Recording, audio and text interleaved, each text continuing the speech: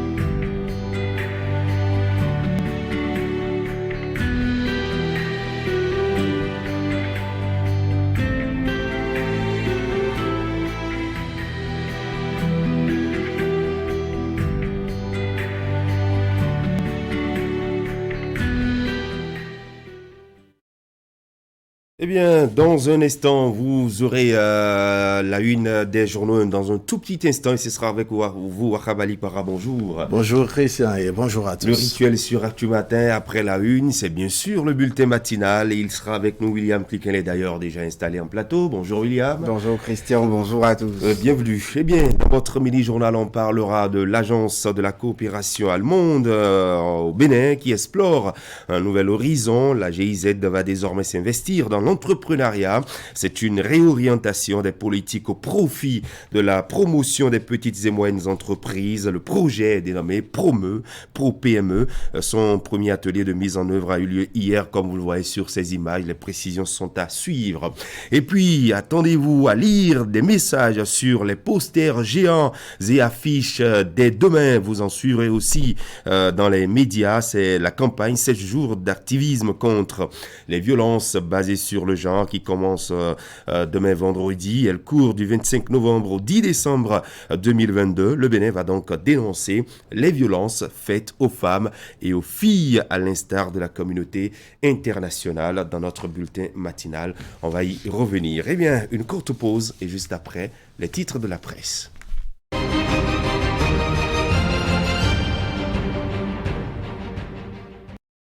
Ça donne quoi les journaux ce matin, Wakhabali Para? Oui, Christian Dandéjan, il y a eu qu'hier, mercredi, les membres du gouvernement se sont rencontrés de façon hebdomadaire, comme il est de tradition. Ensemble, ils ont parlé de l'indemnisation des personnes affectées par la libération du site de campement pastoral pilote de Gogounou dans le cadre de la mise en œuvre du projet de sédentarisation des troupeaux de ruminants au Bénin-Procer.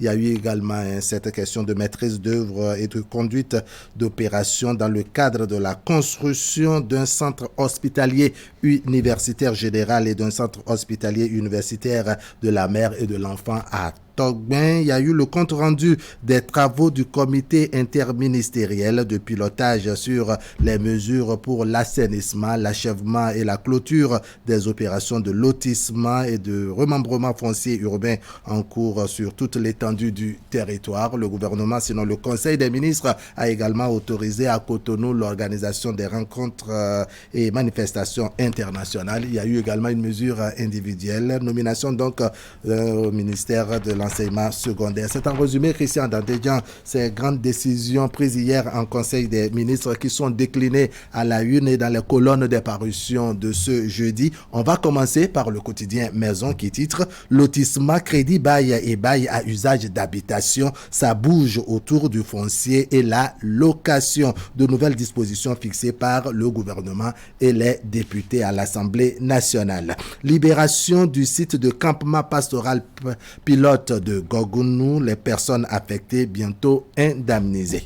À la une du quotidien de service public La Nation donc qui nous apprend que le président Patrice Talon a pris part mardi dernier à une conférence internationale autour de l'initiative d'Accra. Au terme des échanges, des décisions ont été prises et des recommandations faites pour vaincre le péril djihadiste et son expansion dans la sous-région, ce qui amène donc le journal à titrer « Lutte contre le terrorisme en Afrique de l'Ouest, de nouvelles stratégies définies ». Et puis, affaires foncières, les grandes lignes du rapport sur les lotissements, le diagnostic du gouvernement justifié. Et puis, au Parlement, il y a eu adoption de la loi à l'unanimité, loi donc prise en charge des personnes victimes en mission commandée.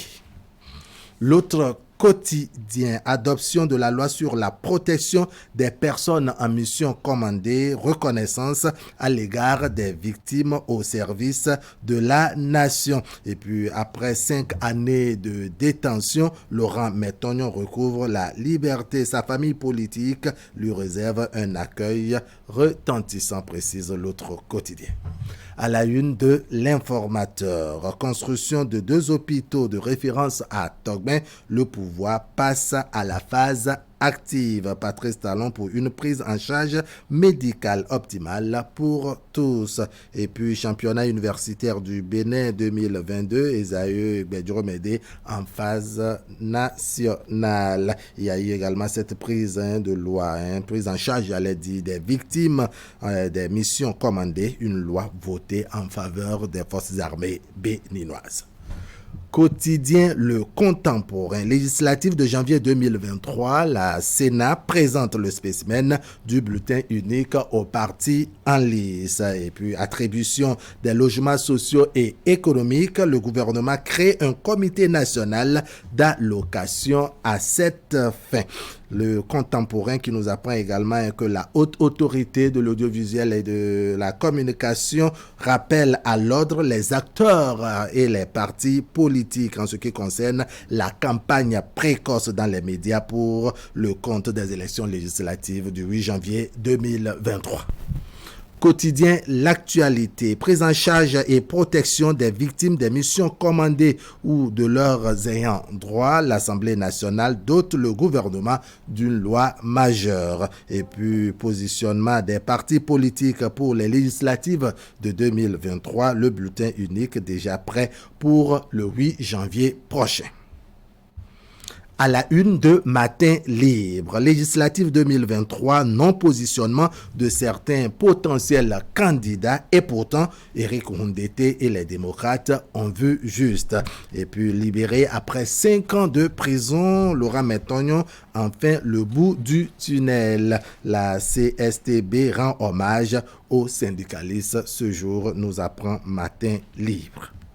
Quotidien Le Matinal, cette fois-ci, rapport du comité interministériel sur les opérations de lotissement, 1599 dossiers traités, des irrégularités relevées. Et puis, participation du parti Les Démocrates aux élections législatives du 8 janvier à venir. L'Union progressiste, le Renouveau, le Bloc républicain et le parti Foscori pour un Bénin émergent sur la braise, constate Le Matinal.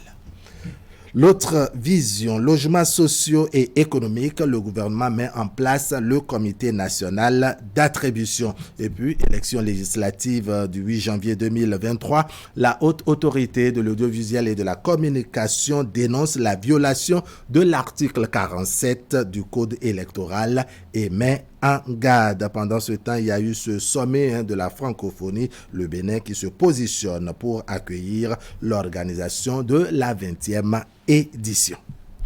Les 4 vérités, audits fonciers et financiers, des poursuites envisagées contre les mises en cause. Et puis, ce journal qui nous rappelle une décision prise entre-temps par le gouvernement, décision d'interdiction de certains outils, 13 octobre 2021 et 13 octobre 2022, un an après la décision d'interdiction du gouvernement, les tôles ondulées, galvanisées, laquées ou non, toujours importées et commercialisées au Bénin. Les populations exposées davantage à des risques sanitaires et le ministère du Commerce et ses démembrements sont interpellés. Voilà, Christian, tout rapide des parutions ce matin avec Fraternité qui décline comme bien d'autres des décisions prises hier en Conseil des ministres. Lotissement, crédit bail et bail à usage d'habitation, ça bouge autour du foncier et la location. Voilà, les communes qui sont conviées à la mise en œuvre des solutions qui sont proposées par le gouvernement. On aura les précisions en fin d'édition avec Assiomo Kanya-Siomon qui est en train de lier pour nous la presse nationale et ce sera la revue de presse en clôture d'émission. Merci à vous, Akhavali Para. Vous nous reviendrez en plateau tout à l'heure pour le débat politique et le sujet environnement de ce jour. Eh bien, restez avec nous dans un petit instant. Nous serons avec la rédaction de Canal 3 Bénin pour les informations en images. Voici pour vous le bulletin matinal. Cette année, on va fêter comme des boss avec Néo et Allo. Jusqu'au 19 janvier 2023, venez vous équiper chez le boss de l'électroménager. Écran TV, barre de son, réfrigérateur, micro-ondes, machine à laver, climatiseur et bien d'autres. Tout pour se mettre bien et passer de belles fêtes. Rendez-vous vite dans une de nos boutiques Néo et Allo à Cotonou, Ganri, Avenue Stemez, Canguizo et Erivan. Tous les produits sont garantis jusqu'à 12 mois. Service après-vente et livraison assurée. Infoline 60 assuré 66 66. Quelle technologie vous souhaite Joyeux Noël et bonne fête de fin d'année.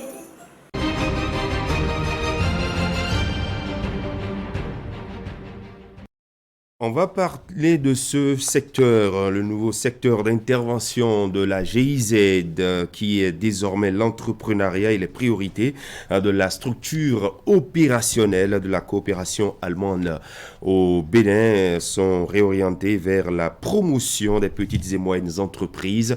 C'est d'ailleurs dans ce cadre et dans le cadre de la mise en œuvre du nouveau projet Pro-PME qu'un atelier de planification est organisé à Cotonou depuis mardi. La cérémonie d'ouverture s'est déroulée dans la capitale économique du Bénin. Les précisions d'Ali Moumouni et de Elvis Tonouko.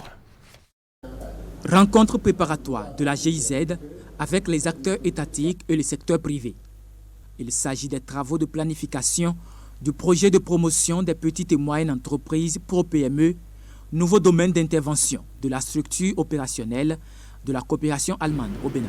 Le projet Pro-PME remonte aux négociations gouvernementales de 2018 et les gouvernements du Bénin et de l'Allemagne ont décidé de mettre fin à la coopération dans le domaine de l'agriculture et d'entamer une coopération sur le nouveau thème crucial développement économique durable, la formation et l'emploi.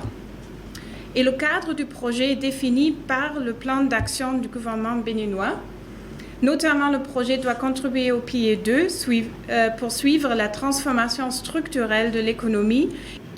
Après quelques mois de préparation, on a maintenant commencé dans cette année de vraiment recevoir l'équipe sur place. Et pour nous, cette coopération fait partie d'une coopération plus grande, ce que nous appelons un appui à la transformation économique, sociale et écologique. Ça, c'est une priorité pour notre ministère de la coopération économique et du développement. C'est un atelier de 4 jours qui aboutira à la planification optimale des activités de ProPME dans les zones d'intervention et la validation des différentes étapes de sa mise en œuvre. Le projet de promotion des petites et moyennes entreprises est placé sous la tutelle du ministère des PME-PE. Ce projet, il faut le dire, vient en complément du projet de formation professionnelle lancé par la coopération allemande également. C'est un complément, j'aime bien préciser ça. Et il s'inscrit dans le terme développement économique durable, formation et emploi. Financé par le ministère fédéral allemand de la coopération économique et de développement, le projet de promotion des petites et moyennes entreprises sera mis en œuvre dans 6 départements. Il permettra d'améliorer la croissance pour l'emploi des PME au Bénin.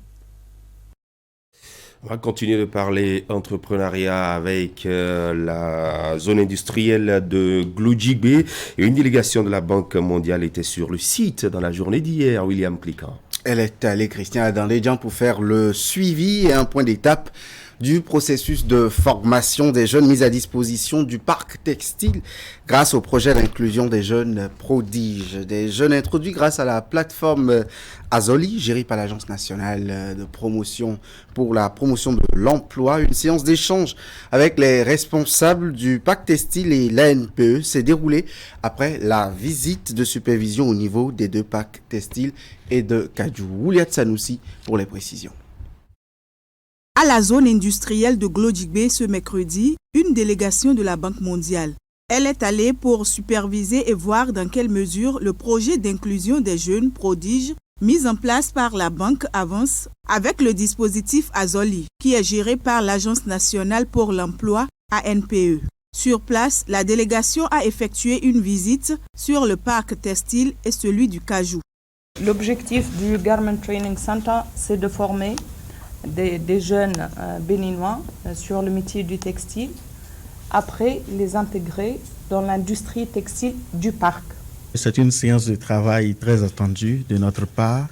Nous n'avons pas caché notre satisfaction du partenariat que nous avons avec eux et surtout de la qualité des personnes qui nous envoient.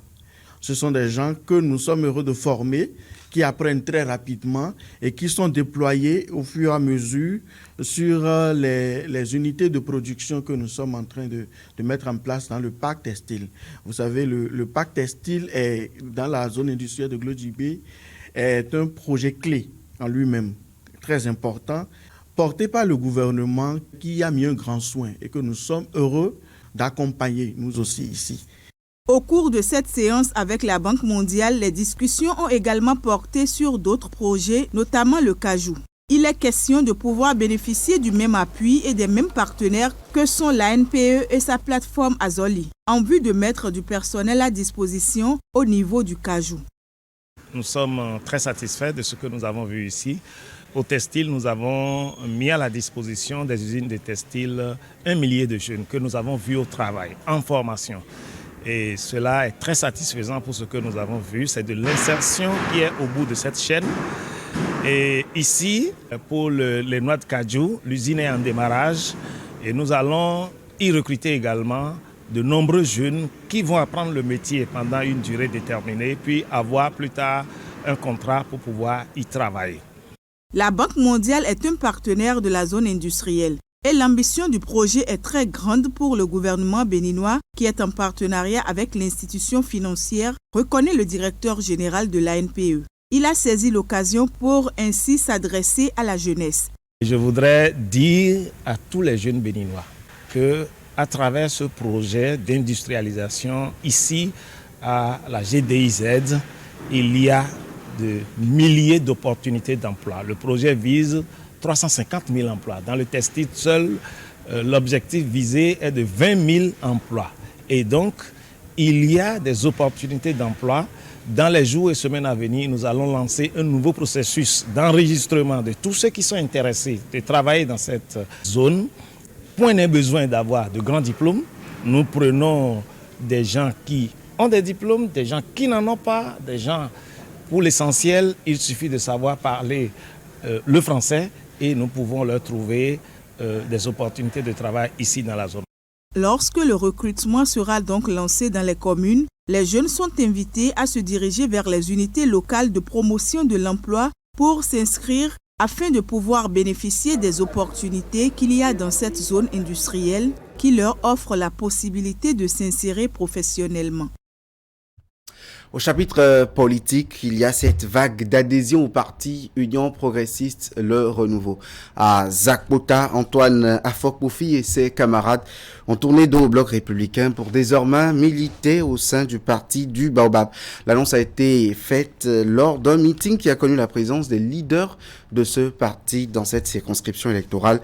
Plus de détails dans ce reportage de Imet Hélène Amoussou. Dans la foule et au dit des leaders politiques présents, c'est un événement tant attendu. L'ancien maire de Zakpota et ses compagnons rompent les amas avec le bloc républicain et déposent leurs valises à l'Union progressiste Le Renouveau. L'annonce officielle a été faite ce dimanche lors d'un géant meeting. Pour Antoine Afokpofi, c'est plutôt le retour au bercail d'un enfant prodigue. En fait, il s'agit bien entendu du retour au bercail d'enfants prodigues qui n'avaient en fait pour leur formation politique naturelle que l'Union progressiste Le Renouveau. Dans son intervention, l'ancien cavalier est aussi revenu sur les raisons de son volte-face. Sa décision d'atterrir à l'Union progressiste Le Renouveau est le fruit d'une longue réflexion intervenue à la suite d'une succession de faits. En quête de profonds changements après 2 décennies d'expérience politique, Antoine Afokpofi et ses camarades disent avoir été désillusionnés. Notre désillusion et notre désenchantement ont pris des formes multiples, les unes aussi chaotiques et perverses que les autres. Nous pouvons citer entre autres le parachutage à l'issue des élections législatives de 2019 d'un député qui a auparavant échoué à toutes les élections communales auxquelles il a pris part, parce que lui-même étant sans ancrage politique réel. L'horizon s'est davantage assombri suite à l'incarcération et au décès de la principale cheville ouvrière du rayonnement, j'allais dire, de ce parti dans notre commune. Je veux nommer notre cher et regretté frère Thomas Agbeva.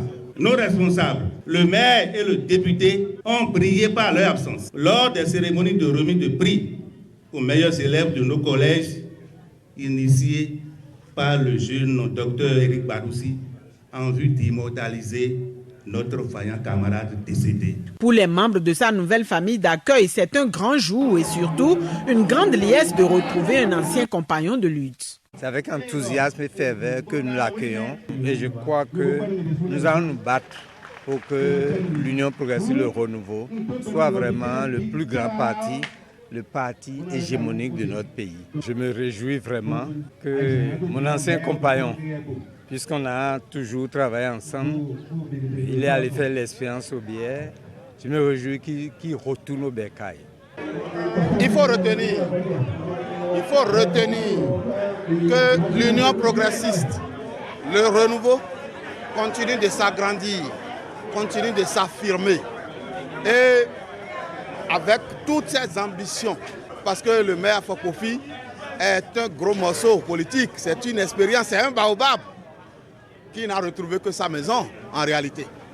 Donc l'Union progressiste, le renouveau, l'accueille avec tous les honneurs dus à son rang. Avec cette adhésion, de nouveaux jours s'annoncent pour l'Union progressiste, le renouveau dans la 24e circonscription électorale, principalement dans la commune de Zakota. Responsables communaux, départementaux et nationaux du parti saluent l'arrivée de celui qu'ils appellent affectueusement un baobab politique. À l'école maintenant, l'université d'Abomey-Calavi organise pour 3 jours et ce depuis hier le forum éducation, compétences et métiers. C'est une occasion d'échange et de réflexion pour offrir aux étudiants les portes d'insertion professionnelle. Ce forum réunit les enseignants, les candidats à l'emploi que sont les étudiants et les professionnels de différents corps de métier. Les travaux se déroulent dans l'amphithéâtre Idriss Déby Itno au campus d'Abomey-Calavi. Reportage. La formation à faible ou nulle employabilité dans les universités publiques du Bénin reste un handicap pour les gouvernants dans la mise en œuvre de leur programme de lutte contre le chômage des jeunes. Une réalité bien connue dans les milieux universitaires au plus haut niveau. Mais depuis quelques années, des initiatives sont prises pour inverser la tendance. C'est le cas du forum Éducation, compétences et métiers, dont les travaux s'ouvrent ce mercredi 23 novembre à l'université d'Abomey-Calavi. L'initiative du présent forum participe donc, comme on peut s'en douter, des actions identifiées par l'équipe rectorale pour impulser une dynamique nouvelle au renforcement de l'employabilité des diplômés de l'université d'Abomey-Calavi. Ainsi, ce forum se veut un cadre de réflexion concerté, de partage d'expériences et de démonstration du potentiel de compétences déjà disponibles à l'université d'Abomey-Calavi. Éducation et partenariat pour le développement des compétences, pour l'employabilité des jeunes diplômés de l'enseignement supérieur, c'est le thème de cette première édition du Forum Éducation, compétences et métiers. Il s'agira essentiellement de réfléchir sur comment développer les compétences professionnelles chez les apprenants au cours de leur cursus universitaire et identifier les besoins du marché de travail au Bénin. Ceci pour renforcer les actions menées par le gouvernement.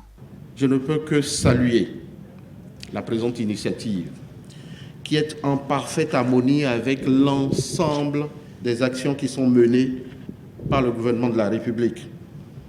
Je voudrais donc à ce titre remercier les organisateurs du présent forum. C'est le tout premier et j'espère qu'il y aura d'autres éditions. Vous remercier pour cette idée lumineuse qui vient à point nommé pour augmenter à long terme, j'allais dire à moyen et long terme, l'employabilité de nos apprenants, mais également à revisiter nos curricula de formation, puisque c'est ce qui nous est demandé. Revoir ce que nous offrons comme formation qui devrait désormais s'aligner avec les besoins du monde professionnel, notamment le secteur privé. Les travaux de cette première édition du Forum Éducation, compétences et métiers seront constitués de communication et panels de discussion. Les acteurs du secteur privé tendent ainsi la main aux universités publiques aux fins de faciliter à leurs apprenants l'insertion dans la vie professionnelle. Et comme annoncé au sommaire de ce mini-journal, la campagne nationale d'information de l'opinion publique sur les violences faites aux femmes et aux filles démarre demain, de ce 25 novembre au 10 décembre prochain. Cette campagne dénommée 16 jours d'activisme contre les violences basées sur le genre se tiendra sur l'ensemble du territoire national. Des sensibilisations dans les marchés, aux campagnes médiatiques, notamment sur les réseaux sociaux. Le menu concocté pour ces 16 jours de campagne est bien riche. On va suivre les objectifs de cette initiative et le programme détaillé des activités avec la Direction générale des affaires sociales et l'Institut national de la femme. Écoutez plutôt. Cette campagne permettra donc d'informer très largement et en utilisant tous les canaux disponibles les populations sur les conséquences sociales, économiques et sanitaires des violences basées sur le genre, sur les victimes elles-mêmes, les familles, les communautés et l'État, ainsi que sur les dispositions légales, réglementaires et les mécanismes et procédures mis en œuvre à cet effet.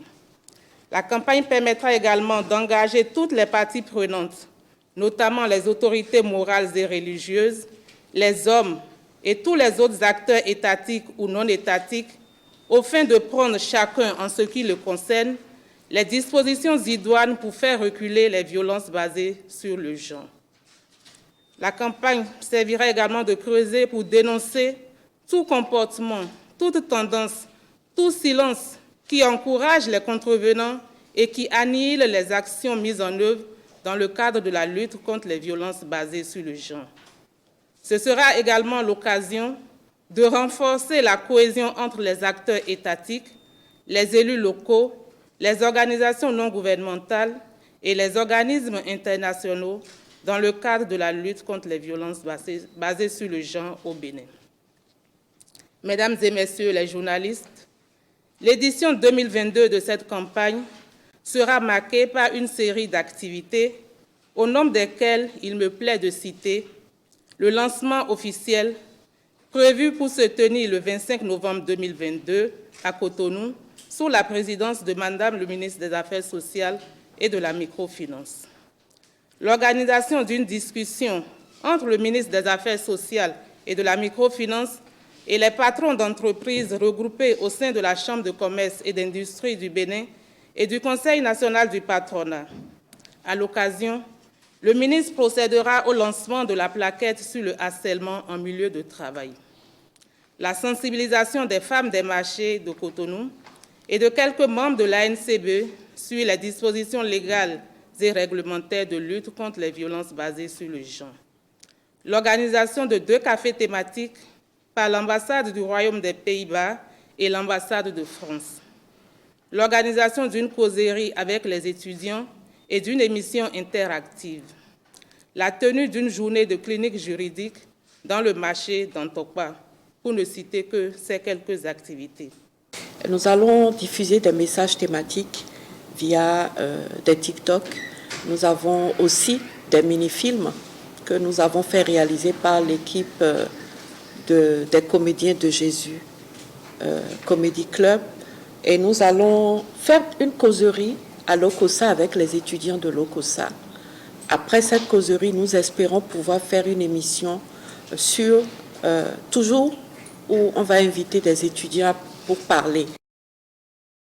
Et c'est tout pour ce jeudi, Christian. Merci à vous, William Cliquant. Très bonne journée du jeudi et à demain vendredi donc sur Actu Matin. Eh bien, ce matin, il sera question de parler politique avec Moël Bénin et l'UDBN qui sont dans le starting block pour les législatives du 8 janvier 2023. On verra avec Justin Nyoro, secrétaire général de Moël Bénin, et Éric Deguenon qui lui est membre de la formation politique UDBN. Quels sont les enjeux pour leur formation politique à l'occasion donc de ces élections législatives de 2023? Restez avec nous pour la politique et restez également avec nous pour parler environnement puisque nous sommes jeudi et ce matin il sera question de parler changement climatique, dégradation de la couche d'ozone, l'impact ou les impacts sur l'environnement et les solutions qui sont proposées de par le monde pour répondre efficacement aux problèmes qui sont posés. Le plateau sera animé par Assion Monkani, Assion Moy. Tout de suite, le journal des sports avec vous, Ali Moumouni. Bonjour. Bonjour Christian. Bienvenue. Merci. On va observer la courte pause. Juste après, eh bien, nous aurons les infos au complet avec vous.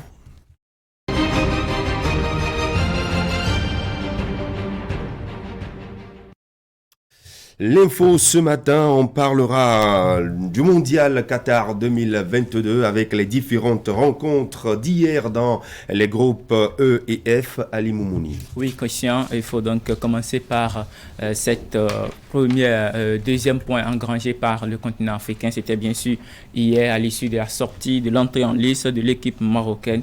Le Maroc était donc face à la Croatie. Le Maroc qui a tenu donc en respect l'équipe vice-championne du monde en titre, la Croatie de Lukas Modric, qui, ma foi, était dans une explication un peu plus équilibrée face aux coéquipiers de Hakim Ziyech et d'Achraf Hakimi. Rencontre qui s'est soldée à l'arrivée sur le score de 0 but partout. Christian, hier également, il y a eu une surprise après donc la victoire du Qatar sur l'Argentine. Et c'est bien sûr les Allemands, la Mannschaft, qui s'est inclinée hier face à l'équipe japonaise. Score à l'arrivée 2-1, tout comme l'autre rencontre face à l'Argentine, entre le Qatar et l'Argentine, les Allemands ont ouvert le score sur penalty, but inscrit bien sûr par Gundogan, mais l'équipe n'a pas donc pu tenir. Ils ont eu une multitude d'occasions qui n'ont pas été concrétisées. Le Japon a réussi donc son coup en engrangeant donc ces 3 premiers points dans ce groupe qui savait être un groupe un peu difficile avec l'Espagne. On parlera bien sûr de l'Espagne qui a réalisé des stats incroyables hier. Voici donc les différents résultats de cette première journée au niveau des groupes E et F. Après donc la défaite de l'Allemagne et puis le match nul entre la Croatie et le Maroc, l'Espagne s'est imposée 7-0 face au Costa Rica. L'Espagne qui donc a étrié largement son adversaire. Et c'est donc la première fois que cette formation inscrit 7 buts dans cette compétition avec 6 buteurs différents. L'Espagne a réalisé 976 passes au cours de cette rencontre avec une possession de balle de 81,8%. Christian donc à 18 ans et 110 jours, Gavi donc le plus jeune joueur a inscrit un but à la Coupe du Monde après donc l'époque du roi Pelé. La dernière rencontre de cette journée, c'était bien sûr entre la Belgique qui s'est imposée, c'était en soirée au Canada, 1-0, but donc inscrit par M. Batshuayi. Et donc la Belgique enregistre ses 3 premiers points de cette compétition. Voici donc les différents classements au niveau des groupes E et F. Espagne donc leader au niveau du groupe E avec 3 points plus un goal average de plus 7, suivi donc du Japon qui totalise également 3 points plus 1, et puis l'Allemagne qui a 0 points pour le moment avec un but à rattraper, et puis le Costa Rica qui ne s'était pas retrouvé, une équipe quand même assez pâle hier qu'on a observé lors de cette explication face à l'Espagne. Dans le groupe F, la Belgique est donc leader avec 3 points plus un goal average de plus 1 après sa victoire face au Canada. La Croatie et le Maroc ont le même point, un point partout. Voilà pour ces deux formations qui se sont séparées sur un match nul, les Vieilles de 0 but partout, et le Canada est donc le dernier de ce groupe en attendant donc les rencontres de la deuxième journée. Christian. Voilà, la Belgique qui peut remercier son gardien. Hein? Oui, justement, beaucoup toi, dont on n'en parle plus parce qu'on sait bien ce qu'il a fait lors de cette finale de la Ligue des Champions édition 2021, c'était face à Liverpool. Voilà, une très belle performance réalisée hier au cours de cette rencontre. Face donc au Canada. Et quelques informations pêle-mêle sur ce mondial, Ali Moumouni. On va parler des footballeurs africains, notamment les Ghanéens qui ont signé une clause de bonne conduite de ce mondial. C'est exact, Christian. Le code en question prend en compte tous les joueurs des Black Stars, le staff technique, le corps médical ainsi que tous les autres membres de la délégation. C'est une mesure que prend la Fédération ghanéenne de football pour pallier d'éventuelles situations de crise en réponse aux polémiques de 2014 qui ont conduit à l'exclusion de Kevin Prince Boateng et Souley Muntari pour violence, alors même que la compétition était toujours en cours. Là, on voit sur les images André Dédé Ayew qui signe donc sa clause de bonne conduite. Le Ghana attend donc de ses ambassadeurs des comportements exemplaires et une attitude irréprochable. Le code décrit les normes, les règles, les devoirs et les responsabilités de chaque membre de l'équipe ainsi que les pratiques appropriées au service du collectif. Christian, que pensez-vous de ça? Non, mais c'est une très belle trouvaille pour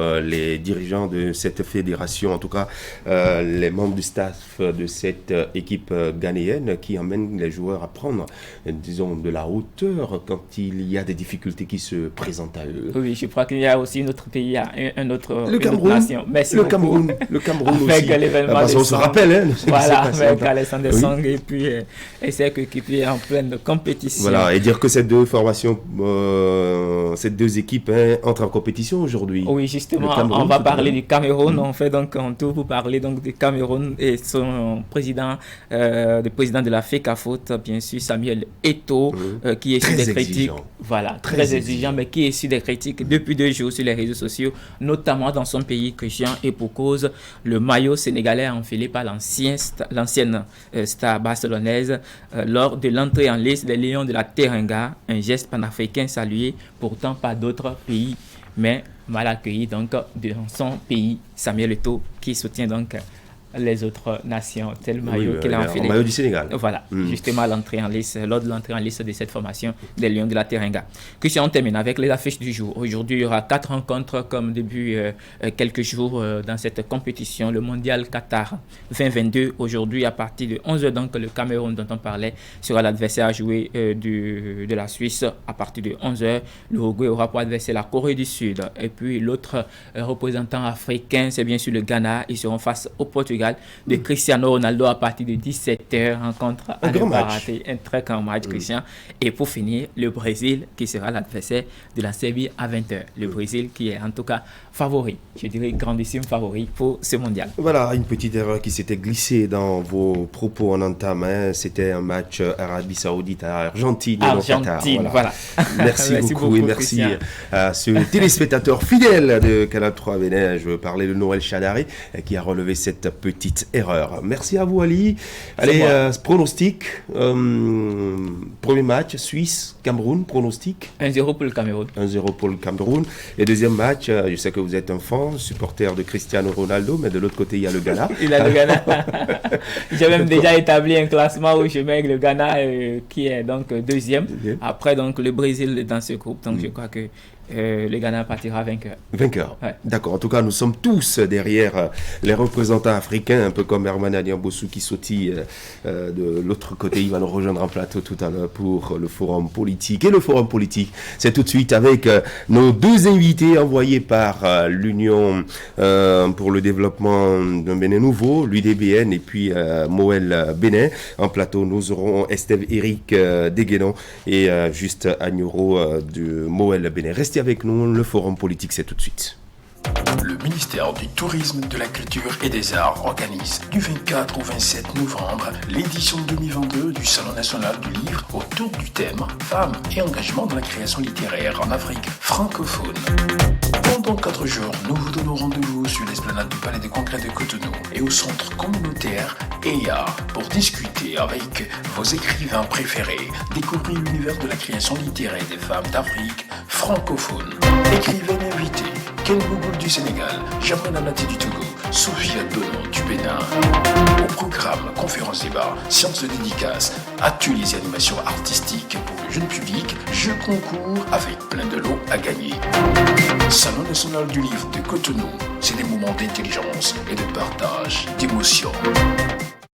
Vivez chaque jour des sensations fortes sur votre radio. Ça y est, Fraternité FM, numéro 1 des radios du Septentrion se rapproche de vous. Téléchargez gratuitement sur Google Play Store l'application Fraternité FM pour savourer, où que vous soyez dans le monde, les informations, la belle musique en temps réel et tout notre merveilleux programme. Fraternité, votre FM à Parakou, la radio de tous les jours.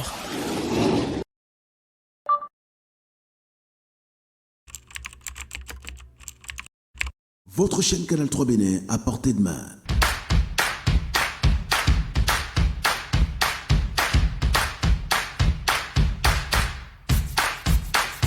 Découvrez désormais, depuis votre smartphone ou tablette, toute l'actualité nationale et internationale, vos émissions préférées de la chaîne Canal 3 en live 24/24, où que vous soyez, à travers son application disponible en téléchargement libre sur Play Store. Canal 3 et sur le www.canal3television.com, vous êtes les bienvenus. Canal 3, la passion de l'image. Cette année, on va fêter comme des boss avec Néo et Allo. Jusqu'au 19 janvier 2023, venez vous équiper chez le boss de l'électroménager. Écran TV, barre de son, réfrigérateur, micro-ondes, machine à laver, climatiseur et bien d'autres. Tout pour se mettre bien et passer de belles fêtes. Rendez-vous vite dans une de nos boutiques Néo et Allo à Cotonou, Ganry, Avenue Stemez, Canguizo et Erivan. Tous les produits sont garantis jusqu'à 12 mois. Service après-vente et livraison assurée. Infoline 60 assuré 66 66. Et quelle technologie vous souhaite? Joyeux Noël et bonne fête de fin d'année. Le ministère du Tourisme, de la Culture et des Arts organise du 24 au 27 novembre l'édition 2022 du Salon national du livre autour du thème Femmes et engagement dans la création littéraire en Afrique francophone. Pendant 4 jours, nous vous donnons rendez-vous sur l'esplanade du Palais des Congrès de Cotonou et au centre communautaire EIA pour discuter avec vos écrivains préférés, découvrir l'univers de la création littéraire des femmes d'Afrique francophone. Écrivains invités, Ken Bougoul du Sénégal, Germaine Anati du Togo, Sophia Dono du Bénin. Au programme, conférences débat, séances de dédicaces, ateliers et animations artistiques pour le jeune public, jeux concours avec plein de lots à gagner. Salon national du livre de Cotonou, c'est des moments d'intelligence et de partage, d'émotion.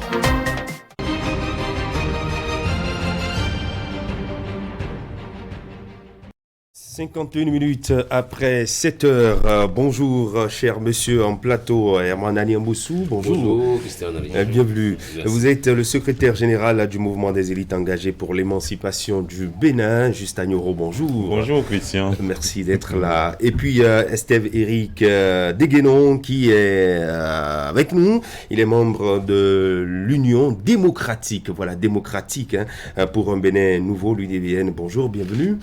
Bonjour. Avant votre entrée en plateau ce matin, je vous ai senti, en tout cas, vraiment fier, bien enthousiasmé justement du parcours que vous avez eu, des obstacles que vous avez réussi à traverser pour vous retrouver aujourd'hui dans le starting block pour les législatives du 8 janvier à venir. Alors dites-nous, quel est le moral de la troupe en ce moment, Justin Nyoro? Oui, bonjour Christian. Bonjour. Comme vous l'avez remarqué, nous sommes totalement enthousiastes après avoir reçu le récépissé définitif. Et la troupe a le moral au top. Et nous considérons que ce récépissé définitif ne nous fige pas. Ce récépissé définitif nous positionne devant des challenges, nous positionne devant la nécessité de pouvoir consolider des efforts pour que les urnes puissent hurler Mouel et pendant les législatives le 8 janvier. Alors le travail continue. Pour nous à Mouel Bénin, les élections, c'est un pan de ce que nous faisons. L'animation de la vie politique à Mouel Bénin est quelque chose de continu. C'est quelque chose d'assidu. Et nous nous y attelons toujours et nous continuons de travailler afin de pouvoir concrétiser les choix qu'il faut pour le 8 janvier 2023. Vous avez dit que ces élections constituent pour vous un challenge, on va y revenir tout à l'heure. De la première question posée, nous attendons votre réponse, Estève Eric Deguenon. Bonjour Christian, bonjour chers amis journalistes. Bonjour aussi monsieur le secrétaire général. Bonjour monsieur. Bonjour téléspectateurs. Je pense que l'UDBN doit être encore plus enthousiasmé parce que nous avons vécu des péripéties avant ces échéances-là qui ne sont pas des moindres. Et je suis sûr que personne ne nous attendait là où nous sommes venus. Et bien, nous y avons tout mis, on a tout donné. Et vu notre expérience qui n'est plus des moindres aujourd'hui, nous sommes parvenus à pouvoir tirer notre épingle du jeu. Vous avez dit que personne ne vous attendait à ce niveau, puisque vous avez connu un certain nombre de péripéties. Il y avait cet accord de mise ensemble qui vous liait au bloc républicain. Et il y a pratiquement quelques mois ou quelques semaines du dépôt des dossiers de candidature, vous avez tourné Kazakh pour faire cavalier seul. Alors, comment avez-vous réussi à transcender toutes les difficultés qui étaient sur votre chemin ?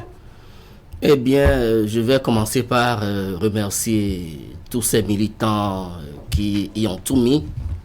Sincèrement, ce n'était pas gagné d'avance.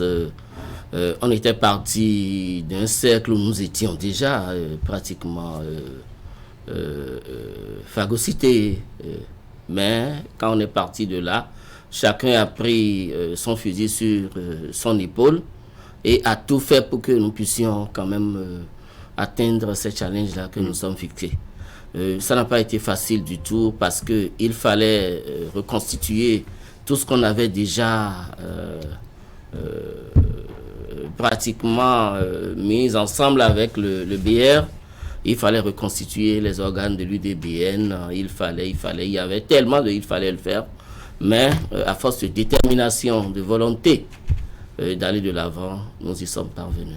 Des deux côtés, vous voyez un challenge à venir, alors que des deux côtés, vous êtes de la majorité présidentielle. On verra comment vous vous préparez à affronter justement ces élections. Alors, comment voyez-vous ce challenge à venir, Wahab Ali Para, entre ces deux formations politiques, tous deux, de la majorité présidentielle, et l'UDBN encore plus, aux côtés d'une formation politique qu'elle a abandonnée en cours de chemin, le Bloc républicain, et Mouel Béné également, quand on se rappelle de l'expérience de 2020, où vous avez appelé à voter, en tout cas à soutenir le parti Union progressiste. Comment est-ce que vous vous préparez sur le terrain? Vous nous le direz.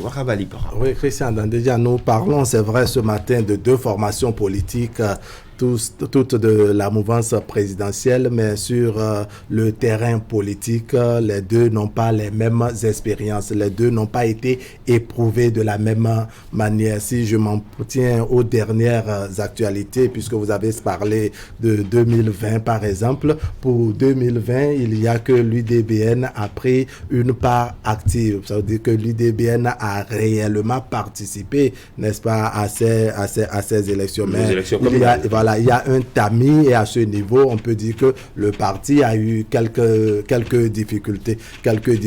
Je fais allusion donc à la question des 10%, n'est-ce pas, qui ont fini par mettre de côté l'UDBN. Mais pendant ce temps, il y a que Mouel Béné appelait à soutenir une autre formation politique de la mouvance. C'est donc sa participation en ce temps à cette élection. Maintenant, quand on prend cas par cas, c'est-à-dire quand on prend l'UDBN qui entre-temps avait procédé à cette opération de mise ensemble avec le Bloc républicain, on sent que contrairement aux commentaires et autres choses qu'on avait lues et entendues sur les réseaux sociaux, l'UDBN n'est pas une coquille vide telle que c'est dit. C'est dire que quoi, la formation politique, n'est-ce pas, une fois créée, était déjà, je dirais, dans l'option de procéder à la prise de pouvoir, parce que un parti politique par essence, n'est-ce pas, c'est aller à la conquête du pouvoir et de l'exercer. Pour dire quoi, que l'UDBN a en son sein, n'est-ce pas, des acteurs capables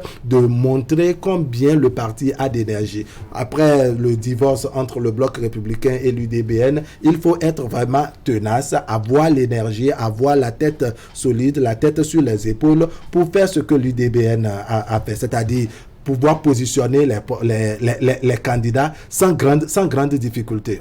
Peut-être que moi j'exagère ici, il y a eu des difficultés inhérentes à toute formation politique, mais voir qu'ils ont pu passer toutes les étapes, n'est-ce pas, aussi bien au niveau de la Sénat que d'autres structures chargées de l'organisation des élections, les filtres, vous voyez la question du quitus fiscal, tel que ça a été un os à la gorge de bien de formations politiques, et que l'IDBN, n'est-ce pas, a procédé à tout cela et est sorti, je dirais, indemne, sorti sans grande difficulté. Maintenant, au niveau du parti Mouel Béné, qui a tiré le son, n'est-ce pas, des élections législatives de 2019, parce que ça fait une seconde tentative cette fois-ci, où entre-temps, donc dans le passé, le parti a été recalé en raison d'un doublon observé au niveau du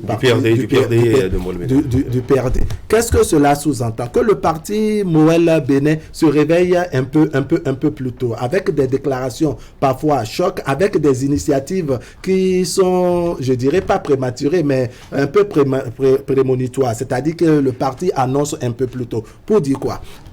Pour l'élection présidentielle de 2021, c'est le parti Mouel Béné qui était le premier à annoncer qui était son candidat. Pour les élections législatives de 2023, par exemple, c'est Mouel Béné qui a été le premier à investir ses candidats. Vous voyez, il y a de ces initiatives que le parti prend. Et autres. Donc, c'est dire que cette fois-ci, contrairement aux deux élections qui sont passées, législatives de 2019, communales de 2020, cette fois-ci, le parti est bien prêt à participer aux élections, et puis il a rempli toutes les formalités. On attend de voir au niveau des urnes comment les choses vont se passer. Alors comment expliquer tout cela au niveau de votre formation politique, la caricature faite par Wahab Ali Para sur cette détermination, cet engagement qui a été ce qui vous a amené véritablement à compétir maintenant? Je pense que le parti Moël Bénin est un parti de l'audace. C'est un parti où la conviction est inarrêtable. Et nous l'avons prouvé sous la houlette du président Jacques Ayadji. Vous voyez, quand le président Jacques Ayadji défend une cause, c'est avec la fermeté et la conviction qu'il faut. Et tout cela vient de ce que nous prônons, la justice à Moël Bénin. Et M. Ali Kwara a vraiment suivi la façon dont les choses se déroulent à Moël Bénin. Et à chaque situation, nous tirons des leçons et nous construisons ce qu'il faut pour échapper au déboire. Et le parti Moël Bénin, par rapport au doublon, on a fait un travail vraiment herculéen, un travail en profondeur pour qu'on n'ait rien à nous reprocher. Il y a eu un grand investissement financier, investissement moral, investissement militant pour que tout se passe bien. Alors, nous avons commencé à rassembler nos candidatures, disons, 10 mois avant les élections. Parce que quand on a une vision, il faut non seulement planifier, mais aussi et surtout anticiper. Alors, nous portons une vision, nous portons une idéologie que nous pensons offrir aux populations dans tous les coins du Bénin. Alors, pour cela, il faut travailler avec l'assiduité requise. Vous avez donc tiré le son de tout ce qui vous est arrivé depuis 2019. Oui, absolument. Et il disait tout à l'heure que nous avons été les premiers. C'est pourquoi je parlais d'audace. Nous avons été les premiers à déclarer la candidature du président Patrice Talon, à investir nos candidats. Oui, franchement, nous aimons bien risquer. Oui. Et ce risque nous apporte... D'où vous est venue cette idée d'investir les candidats? Oui, parce que c'est dans les tests, absolument. Le fait d'investir les candidats, c'est dans les tests. Et nous donnons de la solennité à ce que nous faisons, parce que tout ce qui n'est pas transparent pourrait être particulièrement dégueulasse. Alors, pour les populations, au niveau de la Sénat, vous n'êtes pas passé au premier coup, quand les dossiers ont été déposés. Il y a eu un toilettage et on a constaté qu'il y a beaucoup d'insuffisances qui sont relevées. Quelles étaient alors les observations à vous faites par la Sénat, ce qui vous a emmené à corriger tout cela? Oui, il y a des compléments de dossiers à faire. Et cela prouve encore que ce sont des hommes qui ont travaillé. Malgré l'investissement, malgré tout ce que vous avez eu à faire, le temps que vous avez pris pour préparer vos dossiers, 10 mois pratiquement. Oui, on a pris 10 mois pour préparer les dossiers, mais ce sont véritablement des reproches mineurs qui nous ont été, qui ont été énumérés par rapport au parti Moël Bénin. Oui, l'effort a été colossal et ce serait ingrat ici de ne pas saluer la détermination du président Jacques Ayadji, la détermination parce que pour nous, chaque maillon de la chaîne importe. Alors, du président Jacques Ayadji à la direction des élections et des manifestations officielles dirigées par le vice-président Arsène Soglo. Alors, il y a eu un travail qui a été abattu. Et même celui qui nous apportait de l'eau pendant que nous travaillons, nous voulons ici les saluer. Parce que ce que nous prenons pour les élections qui approchent, c'est d'oser l'inclusion pour un Bénin inclusif. Voilà, on vous écoute, Éric Deguenon, pour ce qui a été de ce parcours, de cet engagement, de cette vision que prône l'UDBN, ce qui fait qu'aujourd'hui, vous soyez 10 ans sur la ligne de départ pour ces élections. Lorsque la Sénat vous a fait des observations, quelle a été la toute première réaction, vous qui avez bataillé Dieu pour être à ce niveau? Merci bien.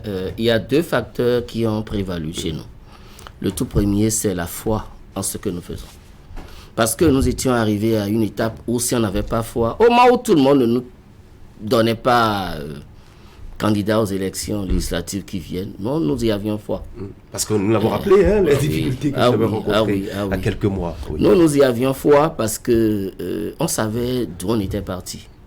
Mais on doit vraiment remercier l'expérience de Madame la Présidente. On doit remercier parce que ça fait quand même... Oui. Bon, que ce soit d'honneur ou... c'est quand même la Présidente du parti et nous en tirons beaucoup. Beaucoup. C'est vrai qu'aujourd'hui, elle a des charges où c'est discuté entre ses charges et nous, mais on en tire beaucoup. Il est arrivé un moment où on se demandait, avec notre sortie aujourd'hui, qu'est-ce qu'il faut faire? Voilà, il y a des valeurs. ces valeurs allaient en perdition pratiquement parce qu'elles se demandaient est-ce que nous pourrons encore servir à quelque chose dans ce pays, parce que nous étions pratiquement laissés pour compte. Mais quand on est sorti de là, nous avons dit, si nous sommes sortis de là où on était, il faut vraiment qu'on puisse tout faire et tout donner pour pouvoir aller compétir, pour pouvoir exposer un projet à ce peuple qui puisse vraiment se prononcer là-dessus. Et cette détermination nous a porté de l'avant. Elle nous a porté en ce sens que nous avons dû nous tirer énormément de nos expériences parce que il y a quelque chose que tout le monde, que personne ne dit. L'UDBN est aujourd'hui la plus vieille formation politique. Oui, bien sûr. Il y a des hommes qui sont vieux en politique. Mais l'UDBN est la plus vieille formation politique. Même si on entend la dénomination ou le développement est devenu démocratique. C'est passé du développement à démocratique. Bien sûr. Mais c'est resté UDBN. C'est resté UDBN. Elle est la plus vieille formation politique qui s'est conformée aux nouvelles normes. Et les hommes sont restés. Et ces hommes ont gardé la même détermination qu'ils avaient depuis. Et mais ça nous a... N'oubliez pas qu'il y a la FCBE aussi qui peut revendiquer le fait d'être une formation politique. Bien sûr, mais nous sommes nés avant la FCBE. Nous étions même membres de la FCBE. Donc nous sommes la plus vieille formation politique où les hommes sont restés. Et ces hommes, dès que nous sommes sortis de là, nous avons commencé par identifier nos forces un peu partout. Mais au même moment, faire le point de nos faiblesses. Les deux sont allés de pair. On se sert des forces pour corriger les faiblesses. Et lorsqu'il s'est avéré qu'après le dépôt des dossiers, qu'il y ait des observations, des petites observations à faire, nous avions déjà fait le point. À votre niveau? Forcément, ça ne peut qu'être mineur. Nous avions déjà fait le point de ces observations qui allaient nous être faites et on s'était préparé. Donc, nous n'avons pas attendu les notifications avant de prendre nos dispositions. On attendait juste qu'ils notifient pour que nous allions déposer. Et c'est ce qui s'est passé. Dès que ça a été notifié, nous avons contrôlé à nouveau tout ce qu'on avait pris comme disposition et nous sommes allés déposer. Les choses, quand on travaille, ça ne ment souvent pas. Donc nous avons eu les résultats que nous avons aujourd'hui. D'accord. Et vous attendez l'ouverture officielle de la campagne électorale pour nous dire ce que vous pensez, pour inviter les militants à suivre ce que vous proposez comme projet de législature. Alors c'est vrai que dans certaines formations politiques, la question des positionnements s'est posée. À votre niveau, ce fut également le cas de part et d'autre. Est-ce que vous avez des militants qui sont restés déçus et qu'est-ce que vous avez fait pour les conserver ou est-ce qu'il y en a qui sont partis?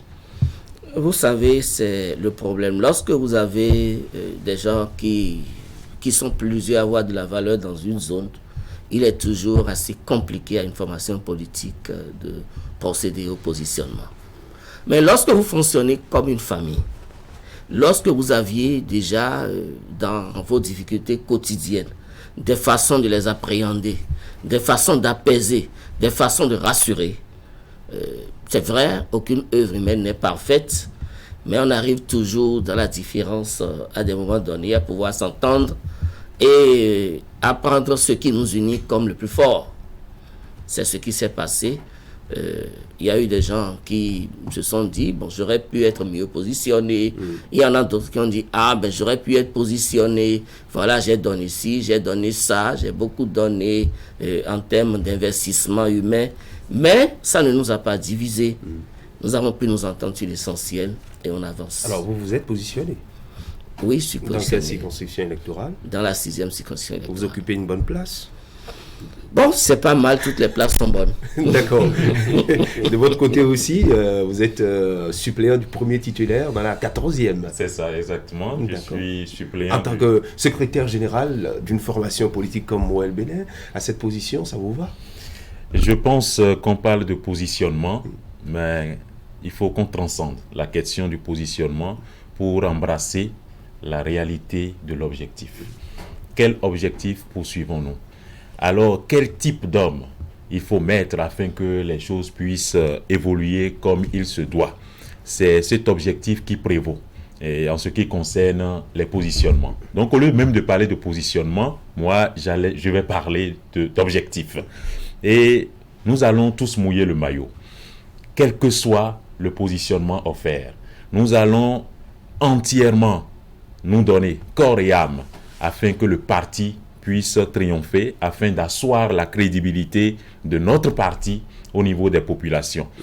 Comme vous aurez dû le remarquer, l'animation de la vie politique au niveau du parti Mouel Bénin n'a pas commencé à l'approche des élections, parce que nous considérons que nous formons une famille, et lorsqu'on est dans une famille, il faut entretenir le dynamisme qu'il faut.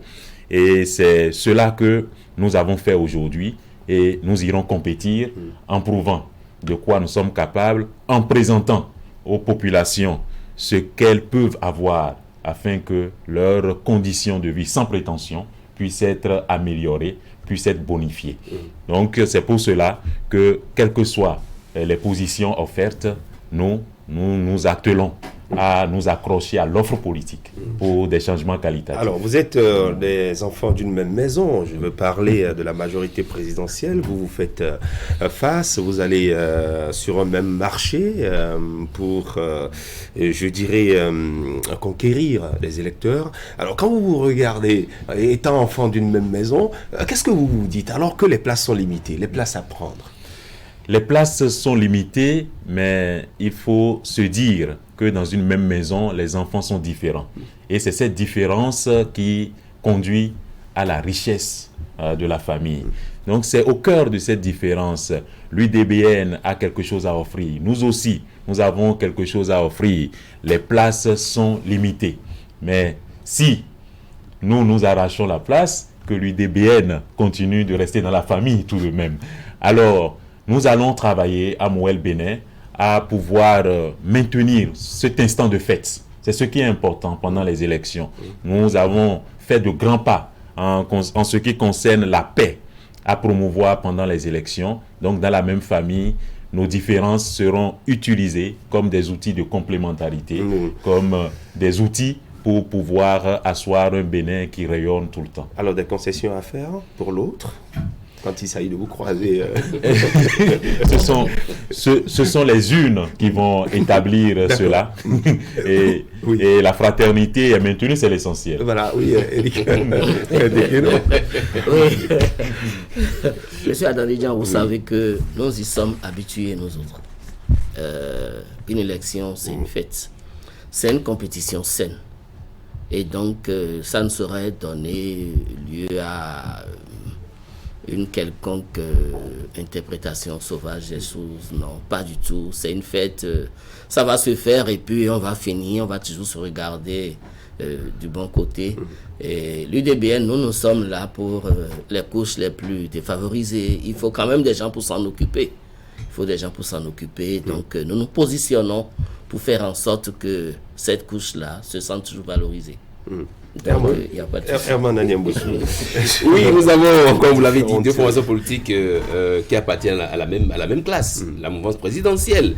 L'UDBN et Mouel Bénin, deux formations politiques qui ont deux différents parcours. Quand vous avez rappelé tantôt le parcours de l'UDBN, que Eric est venu nous renchérir également, comme étant la première formation politique, la plus vieille formation politique au Bénin aujourd'hui. Mouel Bénin qui aujourd'hui est à sa, je dirais, toute première expérience d'élection législative, puisque pour les autres, l'élection 2019, Mouel Bénin n'a pas pu franchir le cap de la Sénat. Oui, c'est vrai, des discours qui sont un peu divergents, même si on appartient à la même classe politique. Qu'est-ce que vous avez à vendre à ces populations? D'abord, je pense que le grand défi pour ces formations politiques, c'est le défi de la participation. Comment travailler à ce que les électeurs puissent se mobiliser pour aller aux urnes? Parce que si pour l'élection de 2019, pour le rendez-vous 2019, on a eu que 27% confirmés par la Cour constitutionnelle, il faut qu'à présent on puisse avoir un taux de participation qui avoisine ce qu'on avait en 2015, les 60, les 70%, les 72% et consorts et tout. Moment de fête. C'est vrai que pour 2019, si on a pu assister à des élections législatives où il n'y a pas eu à la fin des recours, c'est évident que pour 2023, les recours ne manqueront pas. Et donc, quand j'entends sur le plateau des acteurs politiques parler de moment de fête. Non, les élections n'ont jamais été des moments de fête au Bénin, pas du tout. Quand on a fini de se tirailler entre les pattes sur le terrain, d'envoyer des crocs en jambes, de faire des jeux brutaux, après on revient pour aller encore saisir la Cour constitutionnelle, laquelle tranche dans des décisions. Et c'est quelquefois à leur corps défendant que les partis politiques, contre mauvais sortir de bon cœur, acceptent les décisions de la Cour parce que étant sans recours. Et donc je pense, oui, ils iront sur le terrain. Ce qui intéresse, c'est l'offre politique. Qu'est-ce que vous avez à offrir aux populations?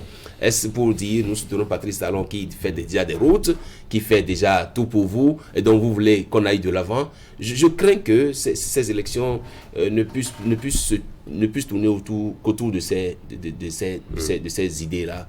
Est-ce que Patrice Talon a bien fait? Est-ce qu'il a mal fait? Soutenez-nous, ne nous soutenez pas. Je pense que c'est... Est-ce que c'est pas le même discours que vous aurez? Oui, vous allez vous prononcer. On ira rapidement, oui. Oui, moi, je l'ai dit tout à l'heure. Nous avons comme véritable socle pour notre offre politique le fait d'oser l'inclusion, point Bénin inclusif. Mais nous ne le disons pas, nous le vivons. Et vous voyez qu'au niveau du parti Moël Bénin, l'animation de la vie politique est faite par des personnes en situation de handicap, que nous appelons des handicapables. Ça, c'est une réalité au niveau de Moël Bénin. Nous avons, par exemple, le président des sourds-muets qui a été élu secrétaire général des sourds-muets au niveau africain, à Brazzaville. Et c'est le parti qui l'a accompagné. Donc, il a une promotion des personnes qui sont en situation de handicap. Nous avons des handicapés moteurs. Vous voyez le Buntu, le jeu Buntu. Nous l'avons pratiqué, mais on a pu élaborer au niveau du parti Moël Bénin une stratégie pour permettre aux personnes handicapables, aux femmes handicapables de pratiquer un Ubuntu qui corresponde à leur état.